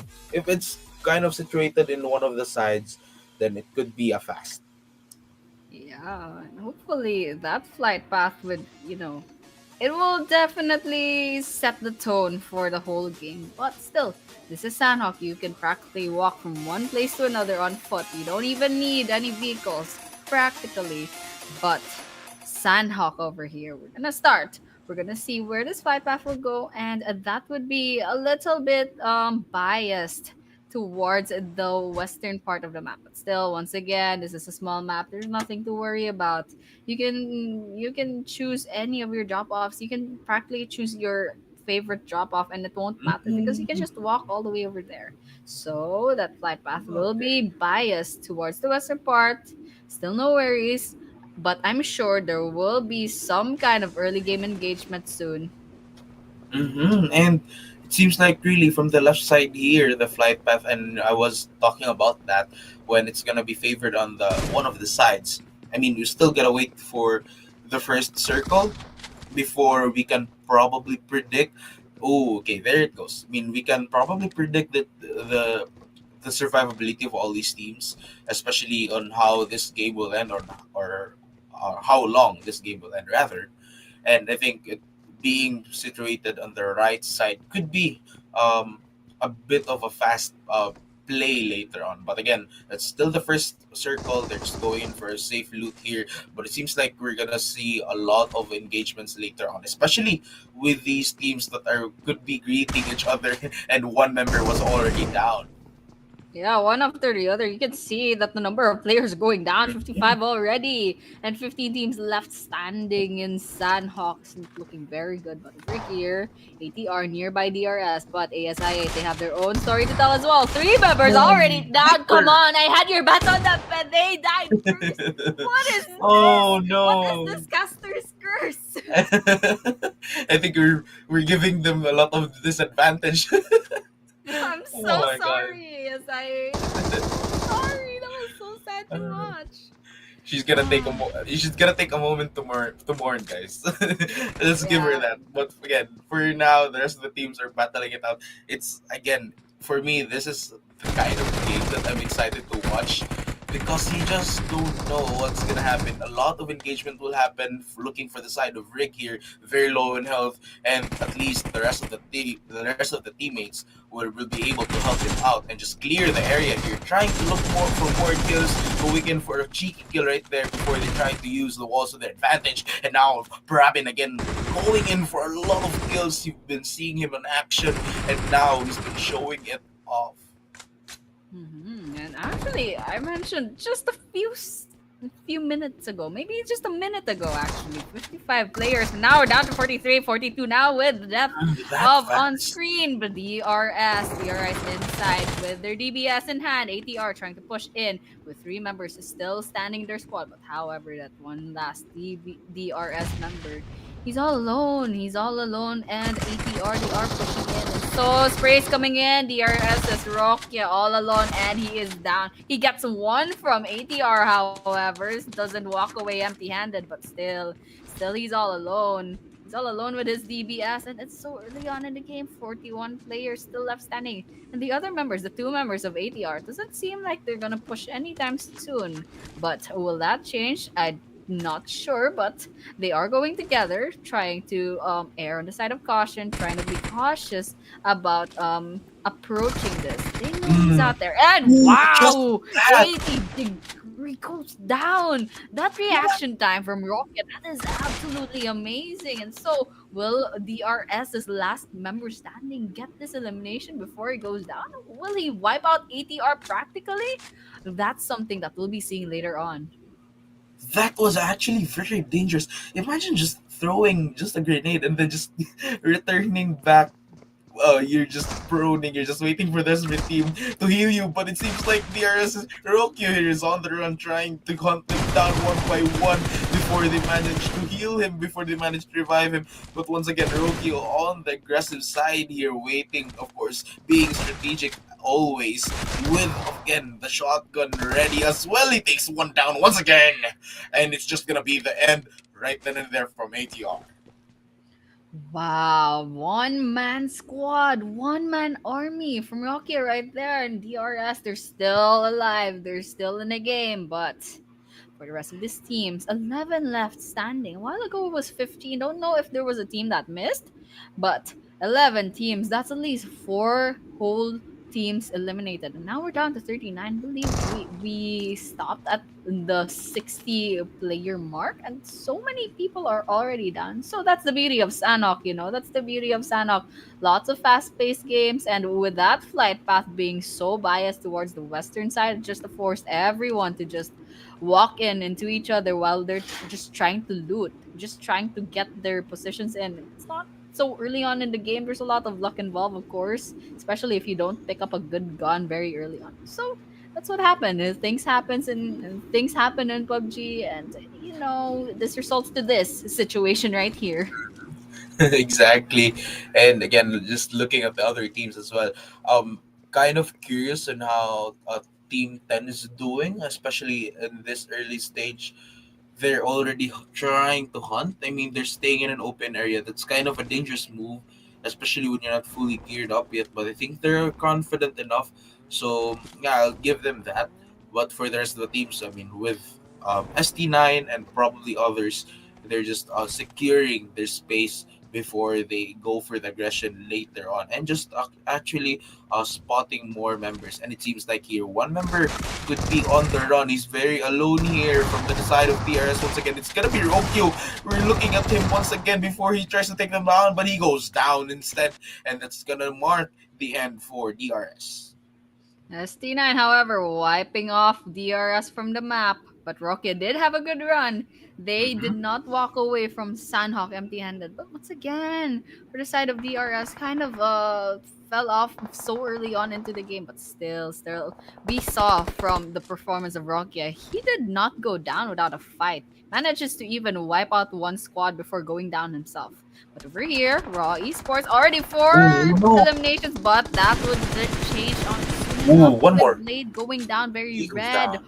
on the HP. But Crypto has his eyes on the distance, sees a Raw Esports. Boss Raw Esports tries to get that revenge on his own teammate, but Blade's still not down. He needs to heal. Yes, he does. But the other members of LOU, they have their grenades out. They're throwing all that they have, gets those sprays in, and hopes for the best, hopes for some eliminations, something fruitful from this encounter, from this engagement. Robin right here, just waiting for some heads to pop out before he can take them down. The shot goes in and leaves the enemy very low in health from the side of LOU. Once again, Robin just taking his time here, not really pushing his luck. And that's actually very admirable to see. But for now, Crypto could be on the look for him, trying to take him down. The shots connected, leaving, of course, Robin with a bit of a health and low. But of course, he will survive that one. Crypto also looking for other angles just to really prepare if ever another ambush goes to the side of blue. And hopefully they don't get ambushed from this point. But from just looking at the map, doesn't seem to be the case. But Raw was nearby. They were nearby. They had their engagement, but soon enough they disengaged pretty much. And so it's a little bit quiet for now. But just taking a look at the circle, it's gonna close in on the eastern side of the map around Kampong, Quarry, Docks, Cave. They're all accessible. Lakao, even Ban. And so some of these squads you saw from the map, they have to rotate into the area soon enough. But they can do that on foot. They can do that on foot because this is Sanhok. But for everyone else within the circle, there's a potential for gatekeeping. Especially over here, Raw Esports on the edge of the circle. And so sure enough, someone will be walking by. Someone will be walking by. And they even have LOU nearby. So that for now they'll just have to bide their time trying to get some information before really engaging because trigger discipline, once again, trigger discipline. You don't want to give away your location, you don't want to give away your position, so you got to be smart about this. You got to be smart about approaching your enemies. Especially when you try to shoot, then at least the enemies would know already where your location is. But also looking at all of the locations of all the teams, it's actually scary for me because I spotted Chaos being at the middle of the circle. That's gonna be very dangerous if they get attacked later on. But it seems like we do get some action, some off-screen kills, and here for the side of Team Seven, of course, just playing it carefully as well. But it seems like he got tagged and just again waiting for that opportunity. And yes, one member is down for the side of A1 Esports, and it seems for the side of ST9 right here going in, trying to take another one down. But of course, he's gonna go. The rest of A1 Esports are gonna hide and heal his teammates. Yes, and A1 over here, they're very nearby ST9, but lots of members from A1 are in the red. That especially Randy, I believe, with needing that revive. But these other members, ST9. Hitman especially, gets those shots in the bag, gets one knockdown. But on their side, they need three revives. But on the other hand, ST9 not doing very well. Only two players left in their roster, still in the game all the while. ST9, yes, they are gonna go into one versus one, but in the end, ST9, Mad Max, the madman, he comes out victorious and he gets one more elimination to his name. And it can actually see a lot of remarkable players already. I mean, we've also seen them pop off in deathmatch, and especially now that they've already warmed up, it's looking kind of good for for some of the teams here. A bit of a small chance for the side. I mean, a bit of a slim chance for ST9. They do have only two members remaining, and they're also separated. It's gonna be hard, especially when they're just gonna get caught later on. But for the side of CMF, we'll just try playing with that rock right there, trying to collect the enemy before using the shotgun, but he goes down instead, and that's gonna be a fail. The rest of the members from SCMF will try to avenge his team, and of course they're going in for the heal. One member is also backing him up while also he's reviving his teammates because the enemies are coming for them. Yes, and with those shots, they've given away their location. So, CMF, they have to rotate out of that area. But that circle is still quite big, and there's a lot of land to Ooh. go about, and we still have so many teams still in the game. 9 to be exact. And someone getting shot from the side of LOU loses one member, and there's only one healthy player with all their limbs still intact. But with that we just saw the end of no, that's not the case. I see LOU goes from a distance. So that wasn't the Mhm. end actually. There was another squad that got eliminated. We're down to 8 teams. And of course, lots of things happening. KS almost losing their life, but with that last grenade sees the end No. of KS. And so, unfortunately for you, Mike, what do you think about this so far? I mean, it was kind of, again, I've said a while ago, it was very risky to get the center of the circle, and it was unfortunate, especially when you just gonna get attacked from all sides. I mean, it wasn't really all sides, but you're gonna be paranoid at some point because you're open to all sides, and I think that's what happened for KS. It was they lacked already the awareness for some of the angles, and they were just killed right on, especially with that grenade kill securing their end. Yeah, those grenade kills really contributed to the damage that was being dealt there. But on the other hand, 6 teams still left in the game, 19 players still standing. There's a lot of eliminations to be gotten, especially if you're a team that still needs those points, still needs to rack up those points to really get a significant amount of boosting in the leaderboards. And you want those boosts. You want to overthrow the top few teams, especially the RS. There's a good chance that they're going to be thrown off from this leaderboards because they haven't had a lot of luck surviving so far. So just unfortunate. But over here, PX, they're not doing really well in terms of eliminations. They probably haven't run into any squads, and so they'll have to do that soon enough. They have to rotate into the area where everyone is. They have to rotate into the circle, into the hot spots of this map. But so far, for some reason, stage number 3 and a very small map that is, there aren't a lot of engagement so far. It's a little bit quiet in the kill feed. And it's actually kind of expected, especially that now we are down to the last 6 teams and 19 players. And I mean, a while ago it was a lot of bloodshed. We've been talking about that, but again, I mean, stage three, so far so good. I mean, 6 teams, from a while ago. It was just a lot of kills, a lot of damages, a lot of grenades that were just being thrown. I think it was also setting up the pace right now that it's just gonna be a slow burn from here on out, but could be later on, especially when this circle starts to shrink even more. Maybe they could spot a few members, a few enemies, and probably even a faster game.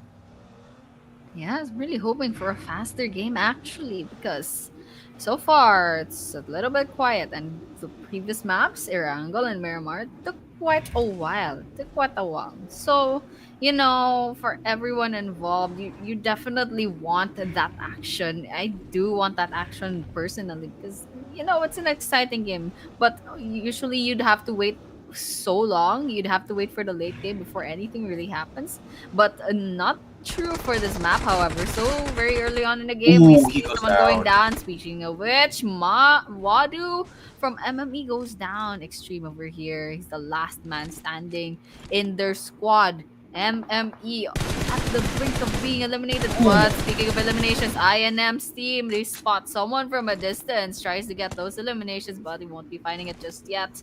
Although for PX, however, they lost one member and they're quite low on health. And so INM from a distance They have the vehicles. They have the vehicles, and they are out for blood, trying to find some other eliminations. They know PX is somewhere out Ooh, there. So with those grenades, tries to get some damage, but it won't result into any he downs. goes down. But Flash outside of the circle is not doing very well. Osman also outside of the circle, but will he get the skill that he needs? This is stage 4. He can't stay here very long. He has to rotate out of this place.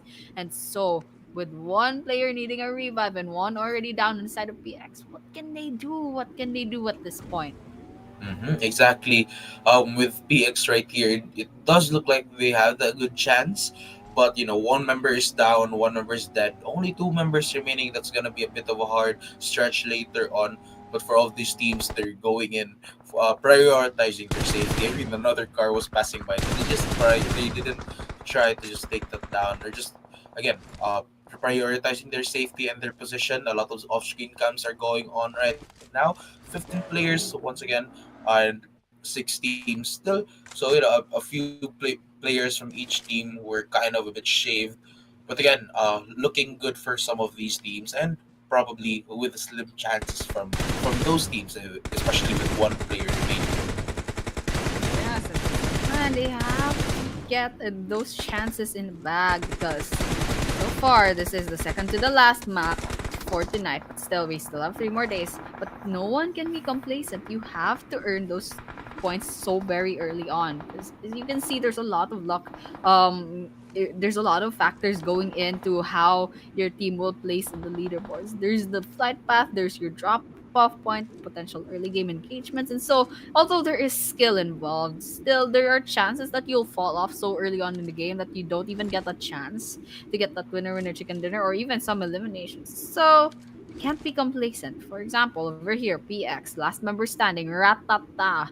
He is the hope of his team. Unfortunately, they have 0 eliminations so far. And so what can he really do is stay alive, try to get some placement points in the bag, and just do something for their team at this point. The rest of the teams here, I'm wondering on how they're gonna fight later on. Is it gonna be just a 3 party, a 4 party map? I'm really curious about that. If you do look at the map, though, a lot of teams are just seeing each other from the side of MME right here. They have a bit of a disadvantage here. They're at the middle. The rest of INM are also at the middle. I mean, some of the members are outside, but they're catching up. And if you do look at here from the side of Raw, there are a bit of the shots, especially from the side of INM. At least one of their members is at the middle. But once again, it's gonna be risky for one of their members stuck at the middle, especially when he gets taken down. The rest of the teammates won't survive. Won't actually will actually probably have a hard time trying to revive him. But once again, from the sides of INM here, going in, just spraying inside that hut, and already Brabin goes down, waiting for the rest of his teammates to go actually for the revive. But it seems like one of them gets spotted by the flank side, and once again, it's just gonna be hard for the side of Raw. Yeah, definitely. Definitely true. But 5 more teams left in the game and 10 players left standing. Rig over here from the side of Raw Esports. He has his crosshairs out, tries to get those sprays in on the member of CMF. Knight, to be exact. Knight is on the red, and he is outside of the circle. So there's a lot. There's a lot of killing kits. There's 2 to be exact. But how long can he hold out to a stage 6 circle?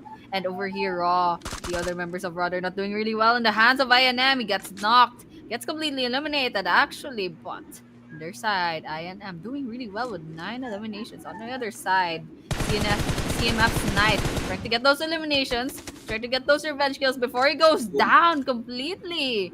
That is a long range kill. That's absolute skill. But for the side of Raw, they only have 1 member left. Rig.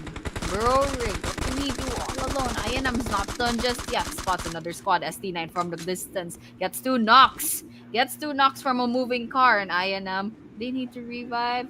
And they have the luxury to do just that. And so, for these last 3 teams, I wonder who will come up victorious with that winner chicken dinner. I mean, it's looking good for INM. They all got all of their members. From the side of Raw, we got only Rig, and that's gonna be hard later on. For the side, of course, of MME, he's also alone. but he's just really um actually trusting this place right now in hopes of not getting spotted, especially just waiting for some enemies to drop by and maybe he gets a few kills and maybe Rig could intervene and go for the cleanup. But once again, ooh, looks like one of the members from INM gets taken down. Three members remaining. They were just surprised. Who was shooting? Who was killing them? Who was taking them down? Probably John Wick, probably not. But of course, it was again Rig just cleaning them down. And for the side of MME, it looks like he's probably safe for a while before the rest of the enemies are closing in. In two teams remaining, who will win? I like what Extreme is doing here. MME, they only have one player left, and after all that skirmish above ground, he was just there trying to survive, and it paid off. It paid off. He is the second to the last team The to be damage. eliminated off. But right now, with only one healing kit left, how long can he hold out Bro, for? He he's has to he's gonna move. He die. has to move into the circle, and with that last bullet to the face, this will be the winner chicken dinner for Inimical Monks. And coming in second, of course, MME with that crazy survivability of Extreme, very commendable. But coming in third, of course, Raw Esports, fourth, SC9, and fifth, CMF. These top five teams, of course, they had really good runs. But MME, that was funny. That was commendable. That was great for the side of Extreme. Exactly. For the side of INM here, also very commendable. They were able to stick and they were able to make sure that all of the members were all alive. For the side of the MME, they were just prioritizing, especially they got one last member remaining, so they just prioritized on getting that placement points. But for the side of INM, they really went in hard. They went for the aggression here, and a lot of just good strategies, a lot of good moves, especially for their team, and it rewarded them with a lot of eliminations and a lot of placement points. Yeah, that reward, that high risk, high reward game, that's absolutely crazy. That's the thing that you have to really aim for, especially in this game, in this tournament. You have to get those placement points, you have to get those eliminations because those are the points that matter. Those knocks, those survivabilities that don't like result into placement points, you gotta forget about that. You have to remember eliminations. That's 1 point. 1 point per elimination. So for these teams, especially INM, look at their numbers. That's 9 plus 3. That's 12. 14 eliminations. 14 eliminations plus the points from the placements. That will boost their standings in the leaderboard so much. And so that's the goal for everyone involved. That's the goal for all 16 teams involved because we're down to the last map after this, our last map. So, one more chance for tonight. Although we have 3 more days, still one last chance for tonight. Especially with day number two, which is just about garnering as much points as possible for their teams. And especially with the last match like coming up later on, it's gonna be Erangel once again. Another good map, another big map. We're gonna see a lot of exciting results for later on from all the teams. Again, day two, just garner a lot of points. Nothing to be afraid of. You can still catch up, but it's looking good for INM. It's looking really good for them, and hopefully, for some of these teams that are falling behind, hopefully they find their footing in this next map or maybe in the next few days because it's very easy to get dethroned from your spot from your ranks, especially if you had a bad run, you had a bad early game. Because if you get picked off really early, it means that you just can't get those eliminations the bag, can't get those placement points. And so just hoping for the best for these 16 teams. And of course, for those of you with your favorite teams, don't forget to go ahead and support them in the comment section. And of course, support the stream, support CMF Community Series South Asia by liking the stream and as well as sharing and telling your friends. Come on, just watch my favorite stuff. And so, Mike, once again, that was match number 4. For tonight, we'll be moving on to match number 5. But before that, we'll be taking a short break. So for those of you out there, don't go anywhere. We'll see you in a few minutes. Eyes on a prize, lock it in your vision. Straight up, man, that's gotta make a decision. Stay focused, man, I gotta go. Can't be going backwards, I can't be going slow. Gotta take the lead and I gotta steal the show. It's a straight up madness, you know how we roll.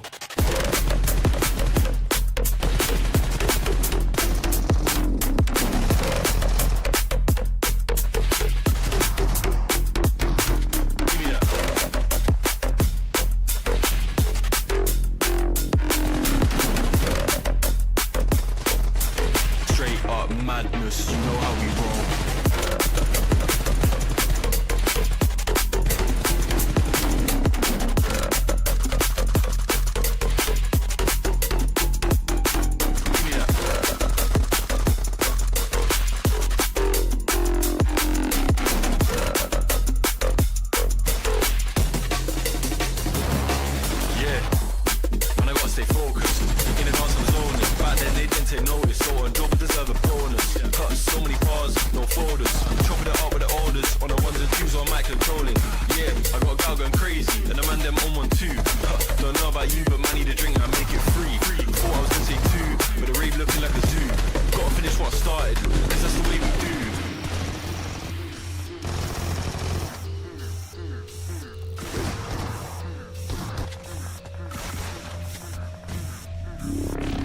Stay focused, man, I gotta go. Can't be going backwards, I can't be going slow. Gotta take the lead and I gotta steal the show. It's a straight up madness, you know how we roll.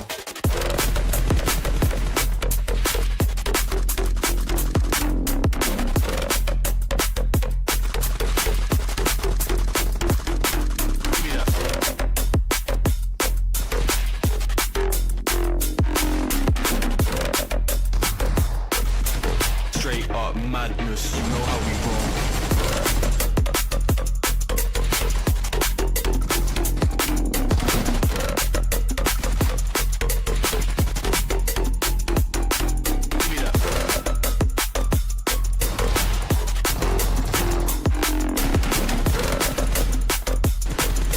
Straight up madness, you know how we roll.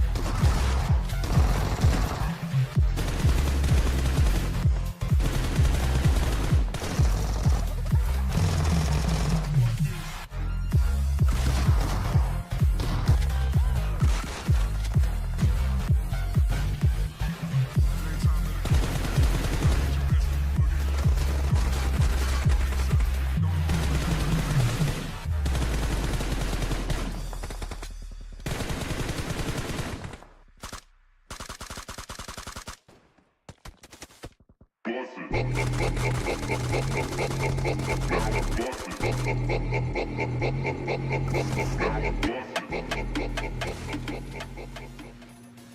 once again, we are back to CMF Community Series South Asia. We just witnessed match number 4 for tonight. We'll be moving on to match number 5. Another Erangel map, another big map. So we'll expect quite a slow game once again. Once again, of course, my name is Annie. I'll be your caster for tonight. And with me is Mike. Mike, how are you? Thank you so much for that once again, Annie. And of course, again, all of these teams, they're trying it, especially in this last game for today. And actually predicting once again, for me, I would stick my predictions once again for side of KS if they also did a pretty good job, especially in the previous Erangel game. And I think now it could be their time. And let's see, what if I put my bet on ASI8 once again? Just, why not? Because they fell off in the previous map. So I want to know if they'll fare better now. But for the production team, I wonder. Wonder who they'll choose. They are choosing. So far, LOU. They're choosing LOU. Yeah, that's a good LOU. choice. That's a good choice. Yes, definitely. You know what? They might actually. Okay, they might actually get this prediction in the bag. Could be. So Could be. just watching out for that. So far, we're 0-0-0. No one has predicted anything tonight. And actually, I did the exact opposite for ASI in that previous game. So I'm sorry in advance. But yes, we should be moving on to our Erangel game very soon. Very excited. I'm very excited for some action. But of course, Erangel, we already know, Mike, it's quite a big map. It's gonna be a little bit slow, and so we'll just hope that the flight path will kind of expedite this game just a little bit. Exactly. For all of these teams, I mean, if we're talking also about our team predictions, Lou also had a good chance. Especially they're also very bold and brave, and very just confident. Once they just had the right amount of weapons, right amount of gear, they were just able to stay on hunt mode, and it was they really showed potential a while ago in Sanhok. And now for Erangel, it could be challenging for them if all the teams are just gonna be scattered, and could be disadvantageous if one of the teams are just gonna be at the center of a circle, especially when the circle is small. Well, that's gonna be the time when all of the other teams are just gonna circle them down, and just blind angle will just end them right then and there. Yes, and that's the thing. That's the thing that they should be worried about. And so, taking note of all these factors, we're gonna move on to Erangel once again. The flight path going from the northwestern part where Zarki is, going down to the Sosnovka military base in the southeast. So, quite accessible would be Georgia Pool Hospital, Pochinki, of course, the school. Yes, it's also possible a shooting range as well, and of course the Sosnovka military base itself. Although whether or not there would be a team that would be betting, that would be gambling on landing over there, that's something that we'll see later on. But for now, it seems that a lot of these squads are already dropping off on the northern part of the flight path. Now, if you do look at it again, it could be. I mean, it's really diagonal to the point that it's really equal. We're still gonna be waiting for the first circle, but once again, for all of these teams, it's still a big map. We could be looking at a slow burn here, but could be not, because our first circle is situated at the lower part, or usually for the Sosnovka military base and the Novoripnoye. So that's gonna be very challenging. If later on it's just gonna the circle's gonna shrink to even just a smaller area, and we could actually see some fast paced action later on if that were to happen. Yeah, if that were the case, and hopefully that's right. Hopefully we see something fast paced now. But seeing that there are only 15 teams left, I think one team missed, or or some team got eliminated. But for now, we can hear some gunshots. That would be between ATR and ASI8. And one gets knocked down from the side of ASI, and that's a complete finisher as well. So, I'm so sorry, ASI. I think I've done it again, but hopefully that's not going to be the case. ATR, and ISI up this stairs. But for this time, it seems that still ASI loses another member. That's 3 eliminations to the side of ATR. And I seeing think this how is the on other you. members are faring, I I feel think this like, is on yeah, you. yeah. What there's one less team left standing, so I'm pretty sure ASI was the first one to get picked off in this map. This is on you right now. You Yeah, have to say sorry. definitely. Yeah, Oh, I'm out of okay. here, Mike. You're on your own. Oh no. I'm also Just kidding. I'm feeling a bit of pressure now for the side of chaos. I mean, if they do fall, I mean that's just not gonna be the coincidence, you know. And really, I'm getting for all the teams, um, the right timing on the locations, and especially if you do have that cover, which is if you do have cover, which is situated in Sosnovka military base or the Novorotnoye, you know, that's gonna be a bit of easier for you if later on, especially you're at the middle and all of the other teams are just battling it out. You're gonna be the last team, and then just be the one that's gonna be cleaning up. Could lead you to an easy chicken dinner. And I could be hoping for a team that could execute that, but for now, nothing's happening yet. I mean, one team is down, ASI is down, but again, they can still catch up. No pressure for now. Again, it's just gonna be a couple of just garner some points really at this point. Yeah, pretty much, pretty much. There's still 3 more days left in the running, and of course, that circle is making it extremely hard for these players, especially those who landed on the likes of Zarki, such as LOU, Halal, and also T2K over there at the shooting range. And so, going into the Sosnovka military base, possibly might still close in on the farm, perhaps, or Milta or Ferry Pier, if that circle is being merciful to anyone really. But INM Esports seems that they found their own engagements in their area, but some shots being fired, sprays being heard, but jumping into the water would be Bro Regs from Raw Esports. I don't know what their plan is, but they have lost one member. They have lost one member on their roster, and so they are at a numbers disadvantage, especially for the squads that still have all 4 members standing. So, for now, we're back. All teams have disengaged and everyone's just taking position. All of the teams right here, um, though we got 14 teams remaining, these 54 players, for right now, they can't really do as much. I know, just farm, I mean, get some loot, get some resources. And with that, I mean, you know, just be playing it safely. Though a lot of players have been, traveling, trying to migrate from one place to another, especially those that are outside the play zone. Especially that's gonna be hard later on, especially when you're very very far.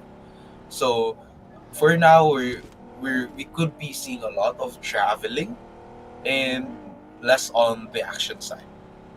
Yes, lots of traveling, lots of migrating like the Arctic birds during migration period, and that's the plan for now. LOU over here already have 1 elimination to their name, but hopefully they can find more. Hopefully they can find more, and that would be the case for PX versus who is that?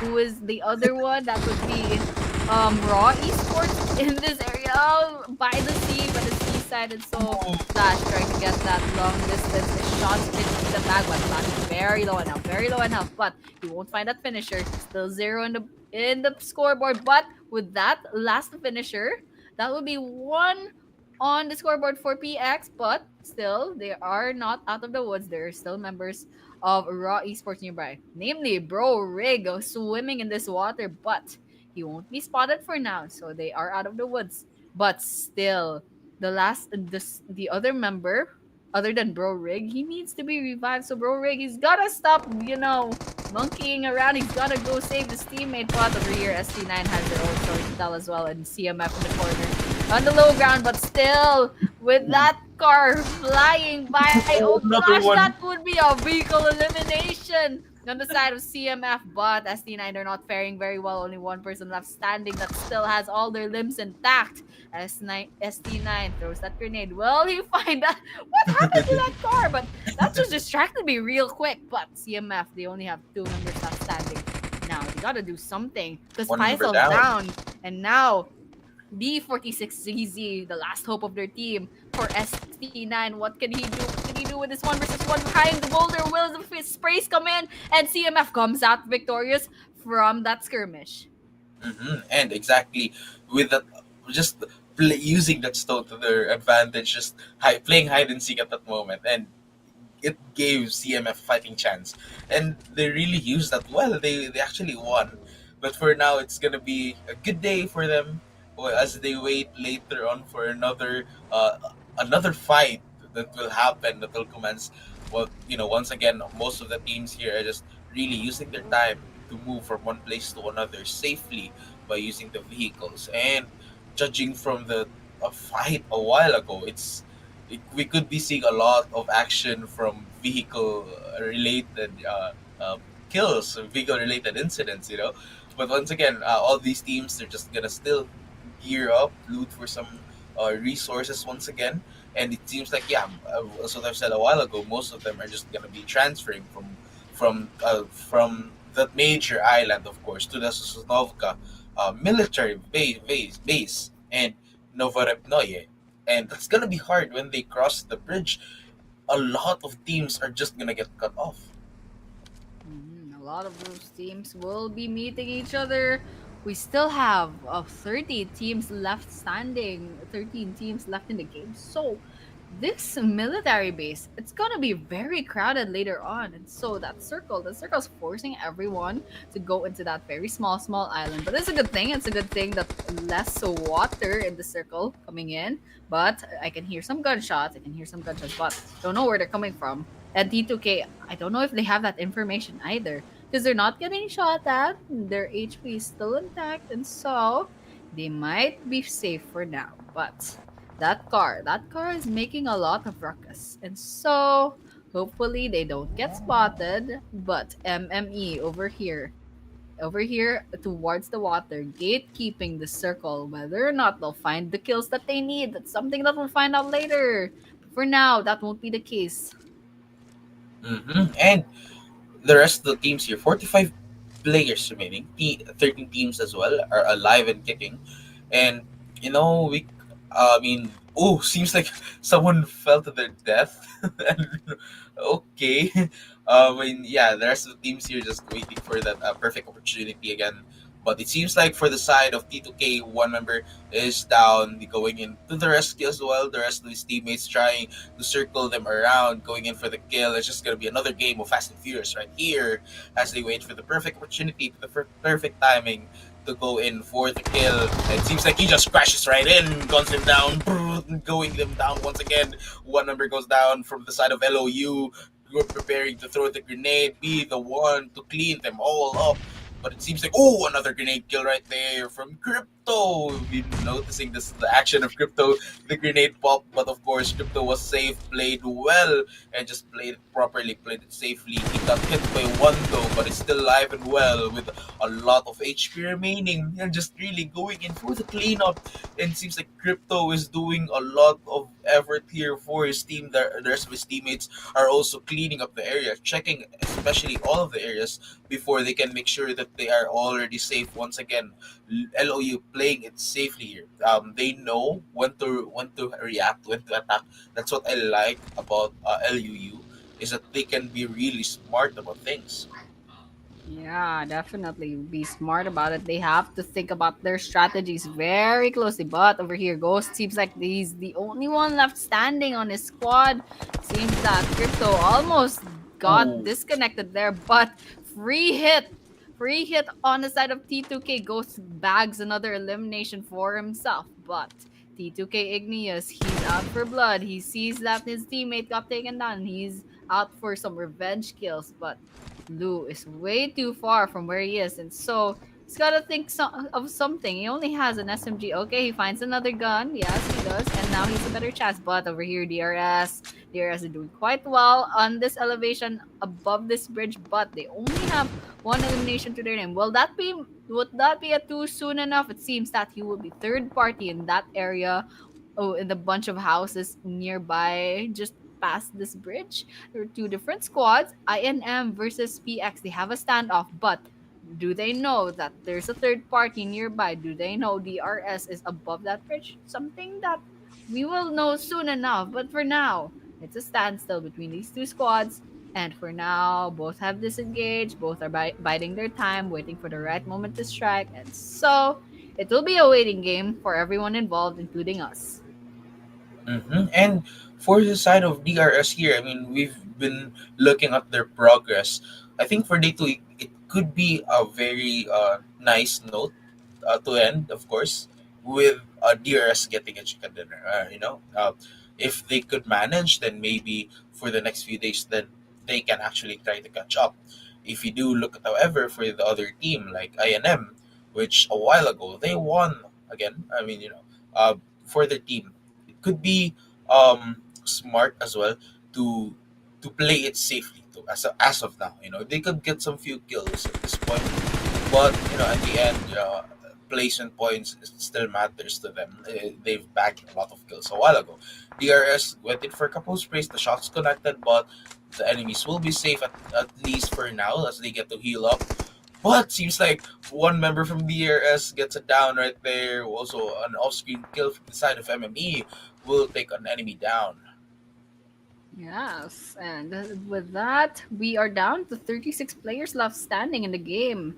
13 teams left alive. And so for now, it's a little bit quiet. Not much happening, especially in the kill feed. No one's coming up, no knocks, no eliminations, but these teams, these 13 other teams, they're taking position. And DRS starts the skirmish with that shot, those sprays going in towards PX in their compound. But all the while, MME versus KS going down one after the other. Will that be the end? It seems that's not the case just yet. We still have 13 teams left standing. And so, MME getting eaten up by that circle. They gotta move. This is stage 3, and Sosnovka military base, it's quite far, and there's a lot of potential of gatekeeping, especially if you don't rotate there early enough. But inside this shipping container, MME's Extreme finds an easy elimination.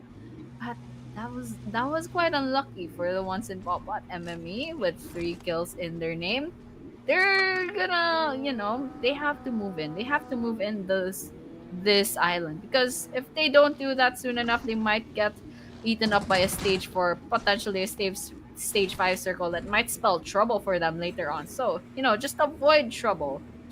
Just be a good team and rotate. Come on, don't stress us out. But getting stressed out, Ghost Down. gets hit by that grenade, takes a lot of damage, and that's a knockdown for their side. And Star here trying to get more kills, but of course they will manage to get out of there alive. But of course, Star could be getting spotted by another team right here, so they have to reposition with Crypto from the side of LOU very far, just maybe trying to scout them from far away before can manage to get a few shots in. But of course, to still keep them alive, trying to guess on where they're situated, where they're hidden. Again, Crypto here, we've been noticing his actions a while ago. He's really starting to show some effort once again. But for the side of LOU, could be it could be up to the last member of the team, which is Crypto. The rest of the team from LOU, it's gonna be a hard chance to fight. But again, there's still more chances to get more points, to garner more points. This is just part 1 of it. And yeah, where the circle is really starting to shrink now, especially also the danger zone, it's starting to hurt, but just a bit, just a little bit enough. And yeah, I mean, it seems like most of the teams are already situated in the small island. And that small island is way too small for 11 teams to be, situated in. So we're gonna expect that there's gonna be a lot of things gonna happen. There's gonna be a lot of violence to be had later on. For now, it's quiet. For now, it is pretty much the quiet before the storm. A1 over here securing their area, but unfortunately, they haven't gotten any luck running into another squad. They still have zero eliminations to their name, zero frags, but they do have their vehicle, they do have the chance to rotate into a better area. They also have the chance to go aggressive because they have a lot of resources. Of course, they do because they haven't run into anyone else just yet. So they have their gears and they're ready. They are ready. And so for everyone else involved, for 29 other players left, let's just have to wait and see because the stage 4 circle is gonna close in real soon. And so hopefully we'll be seeing some action really, really soon. With 10 teams remaining, I mean, we get an off-screen kill right there from the side of MME, and the circle, it's really starting to shrink. But I'm still a bit I'm wondering though on how these teams will find their luck later on. I mean, will find their fate if they actually get to meet a lot of teams that will be greeting them. But for the side of A1 Esports, it's looking kind of good since they're all present. He got spotted by someone from the distance though. He tries to go in for the shot as well, but it seems like he's getting more of the damage than the enemy. Yes, definitely, definitely. That would be the case. But for A1 Esports, they gotta rotate into the area. They gotta rotate into someplace else because they need to rack out those points. If we're talking about placement points, it might be possible. It might be possible for them to bag even maybe around the top 5 because so far they have a lot of resources. They haven't ran into anyone just yet, but in terms of eliminations, they're lagging a little bit behind. So they gotta go into the fray. They gotta throw themselves into the fire. They want some kills in their name. But for everyone else, for MME, DRS, INM, PX, that will be ATR as well. And one lone member of Halal. Actually, there might be two, three.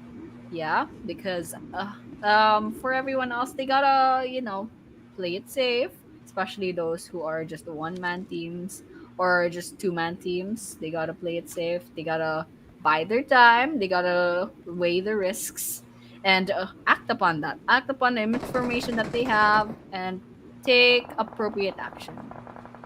And for all of these remaining teams right here, it seems like for the side of LOU, Crypto could be meeting their demise for the side of DRS. But for now, we'll have to put a hold on that. To the side of MME, another off-screen kill right there with PX Esports as well getting spotted, trying to hide behind as well by that, but he gets caught off guard. DRS trying to go for a couple of shots in and manages actually, but leaves an enemy injured, just really at the half HP. And the danger zone is really starting to kick in, and it has that spice already. It has that kick, and all these teams, they have to actually get a move on, but it's just gonna be hard from here on out, especially that the island is already occupied with a lot of enemies, and it's just gonna be a matter of time. If they do get in, then they can get actually picked one by one. Speaking of getting picked one by one, I can see some play zone kills off cam, and so they gotta get out of there. They gotta get out of that blue zone. 'Cause that's stage 5. That's gonna pick you off at DRS at the edge of the circle. A1 has their eyes on them.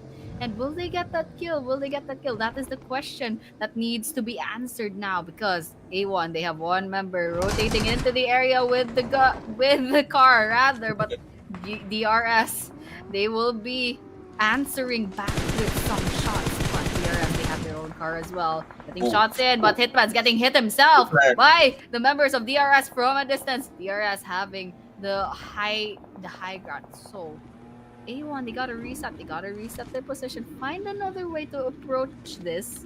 And now, moving on, Lou, the last person standing. So far doing good, but he has to survive. He spots. He is the third party in this A1 versus DRS. And so whether or not he can steal some kills, I hope to see that really soon. And for the side here of A1 Esports, seems like they're really going in for the push right there. He gets hit by the grenade itself and now ends up down, waiting for the rest of his teammates to revive him, but it seems like they're gonna end their demise right here for the side of DRS. One member from DRS is already down though, so it's gonna be hard to predict here. A1 with Rody here, I mean very low HP, still have waiting for the rest of the team. But again, it's just gonna be they're gonna be using a lot of the landscape right here to cover them. But for now, it's looking kind of slim right here for DRS, going in for a couple of shots, but he goes down. It's just gonna be the end for DRS. Once again, 6 teams and now 13 players remaining. A1 Esports using their vehicles. They have the advantage right here. They can just traverse, and already as the rest of the team, they can be safe, and just chasing that car down, just chasing that before they try to take it down. But once again, they're just securing a lot of area here, trying to defend a lot of area before they go in for the charge. But it seems like it's getting sprayed all over, and it's just gonna be for APR to get another kill. 3 members alive at the side of APR. It's looking kind of good right here, and just really using this area to go in for the cover to shelter them, especially from bullets raining down on this area. Still, they're gonna greet. They're gonna meet 2 more teams from this side before they get that go signal. They get the clear sign, and it looks like it's gonna be just throwing grenades, throwing some smokes to actually secure it. But again, from the side from the other members, rather, it's really looking good, especially now that we are looking at 5 teams and 10 players remaining. Again, one's looking good here for the side of ATR with only one member down. So I'm wondering on how this will end. Yes, I'm wondering that same question too, because ATR so far 2 members left standing, but that grenade that just shot the one member of ATR. You saw his name just jumped off. You can tell that a lot of damage was taken there, but A1, the last person standing, that storm on the ground, trying to get some shots in, trying to get some damage in. Will he find that damage? That's something that we'll find out soon enough. But for now, he's not. He's out of the woods. He's not taking any damage, but he has to go down because that is 30% left. And with that last shot, he gets taken down now. We're down to 4 teams, 9 players left in the game. Crypto's still alive and kicking, but ATR over here, they have the numbers advantage. 3 players left. Now they are all in one place, low towards the northeastern side of their position, and ATR MME as well, with so many players still standing, and Halal still There we up go. in the Crypto. game. And now we can see some shots being fired. Look, Crypto, he is out for Crypto. blood, even though he's still all alone. Still, he's trying his best to alone. get those. He's alone, yeah, definitely. This is He has you no know what choice. LOU means? It means the last of us, and Crypto is the last of them for sure. MME on the other hand, doing well with 8 eliminations and 3 people still left standing. So from these 3 teams, I'm really hoping to see how this will end. I mean, looking at MME and comparing it to their last game, I think they're really good at strategizing on the survivability. I think that's where they're good at. And now we're down to the last 3 teams, and 3 members are alive for the side of MME. They don't need to really hide like they did in the last game. They can actually go in for the push, just not getting spotted. But it seems like one of them gets spotted and one goes down. The side of MME again. Baby, looking at Baby right here, he has no choice but to probably help his teammate throw in a couple of smokes before he goes in for the heal, for the recover. But for the side of ATR, just really going in for the couple of sprays, and he gets sprayed instead. He's left with low HP remaining, goes in for the smoke for shelter, and just really goes in for the heal. But the rest of the ATR are going straight right in. I mean, just really being very careful right here. MME, on the other hand, they have the advantage. Well, again, 3 teams, 8 members. Once again, Baby gets shot on that, gets a down, another one, and just really hoping to get all the shots in. And Baby once again guns him down. The danger zone will end that, of course. And again, it's just gonna be a hard time with ATR's member right here, Electro, waiting, and of course Mamba to actually look for the perfect timing. But it seems like MMM is slowly pushing it into the fray right here. The Molotov is ready to deploy as well. Extreme, and just really going in for the reposition to make sure that all is well before it goes in for the shot. And that's gonna be the winner chicken dinner for the side of MME. MME with such a great performance in that map. That is, oh, if my math is right, that would be 11 plus 2. That would be 13 eliminations to their name. And Halal, otherwise, only 0 eliminations, but that's a lot of placement points to be had being top 2. Coming in third, of course, ATR, and then next Lu, thanks to Crypto. Still, I mean, was that Crypto? Yeah, Crypto staying alive for his whole team. And of course, coming in number 5 would be A1. They had a good run. They had a good run, and they do deserve their placements. But still, MME in the end, absolutely great performance, having bagged that last winner chicken dinner for tonight. Coming in 6th, CMF, of course, DRS 7th, 8 is Star. But despite that, I don't think, yeah, none of us won in the predictions Yeah. for this whole day. And so, you know what? I'm gonna keep my mouth shut. Can I, like, if ever I'm here tomorrow, can I, like, defer the predictions? Because I'm just gonna be sad. I'm just gonna be absolutely depressed. You're predicting But- for the first team to get eliminated.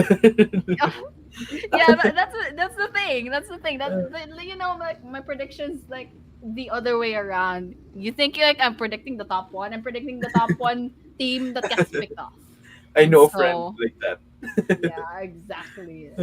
Absolutely. Oh my god. Yeah. Horrible. I mean, Still, yeah. with the side for the team of MME, once again, congratulations for the chicken dinner. My observations really for MME is they showed their potential, especially in survivability, and I think they really applied that for this game. They're trying their best not to really go for a lot of risks, and now that especially being presented with a lot of opportunities and just going in straight for the kill. I mean, the whole game we've been casting, I really noticed their name on the kill feed, and it's amazing to see that in the end they managed to win it all. Yeah, I absolutely agree with you there. And I'm really happy for the performances of most of these teams. But yeah, like comparing it with the previous leaderboards, of course, we saw some new names topping the charts for tonight. It's just putting their names up, putting a lot of points, contributing a lot of points to their overall score. And that's just the thing about tournaments like these. You don't know when the tides would turn.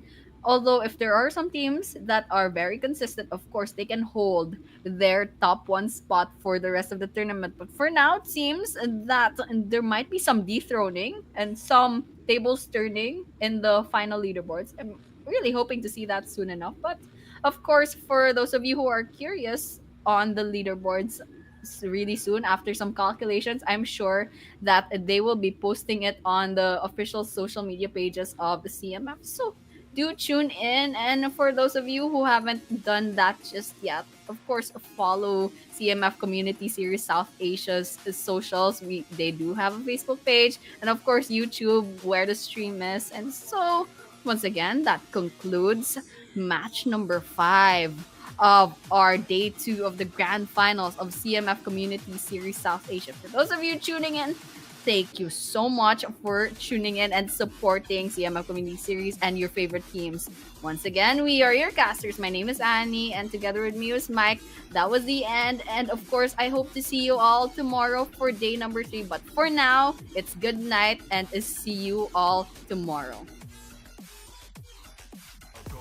Can't be going backwards, I can't be going slow. Gotta take the lead and I gotta steal the show. So straight up madness, you know how we roll.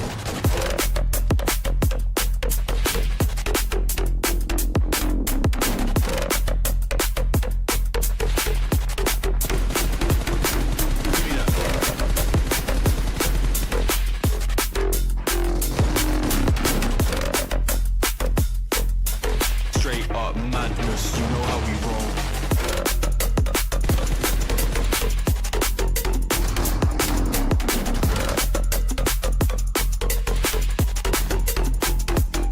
Give me that.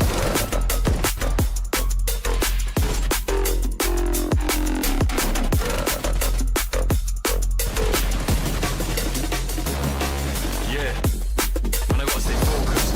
In the dance I'm zoning. Back then they didn't take notice, so I don't deserve a bonus.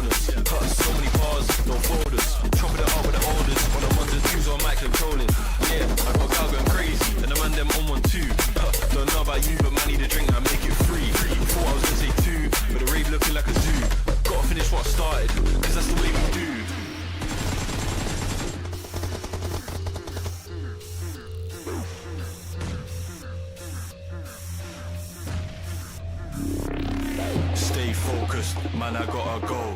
Can't be going backwards, I can't be going slow. Gotta take the lead and I gotta steal the show. It's a straight up madness, you know how we roll.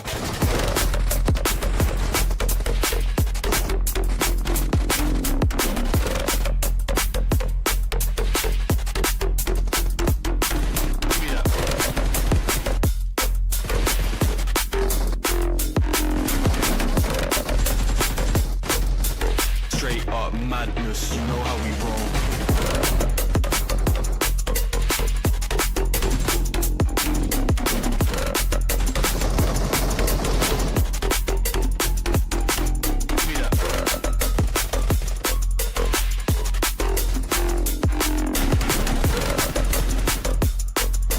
Straight up madness, you know how we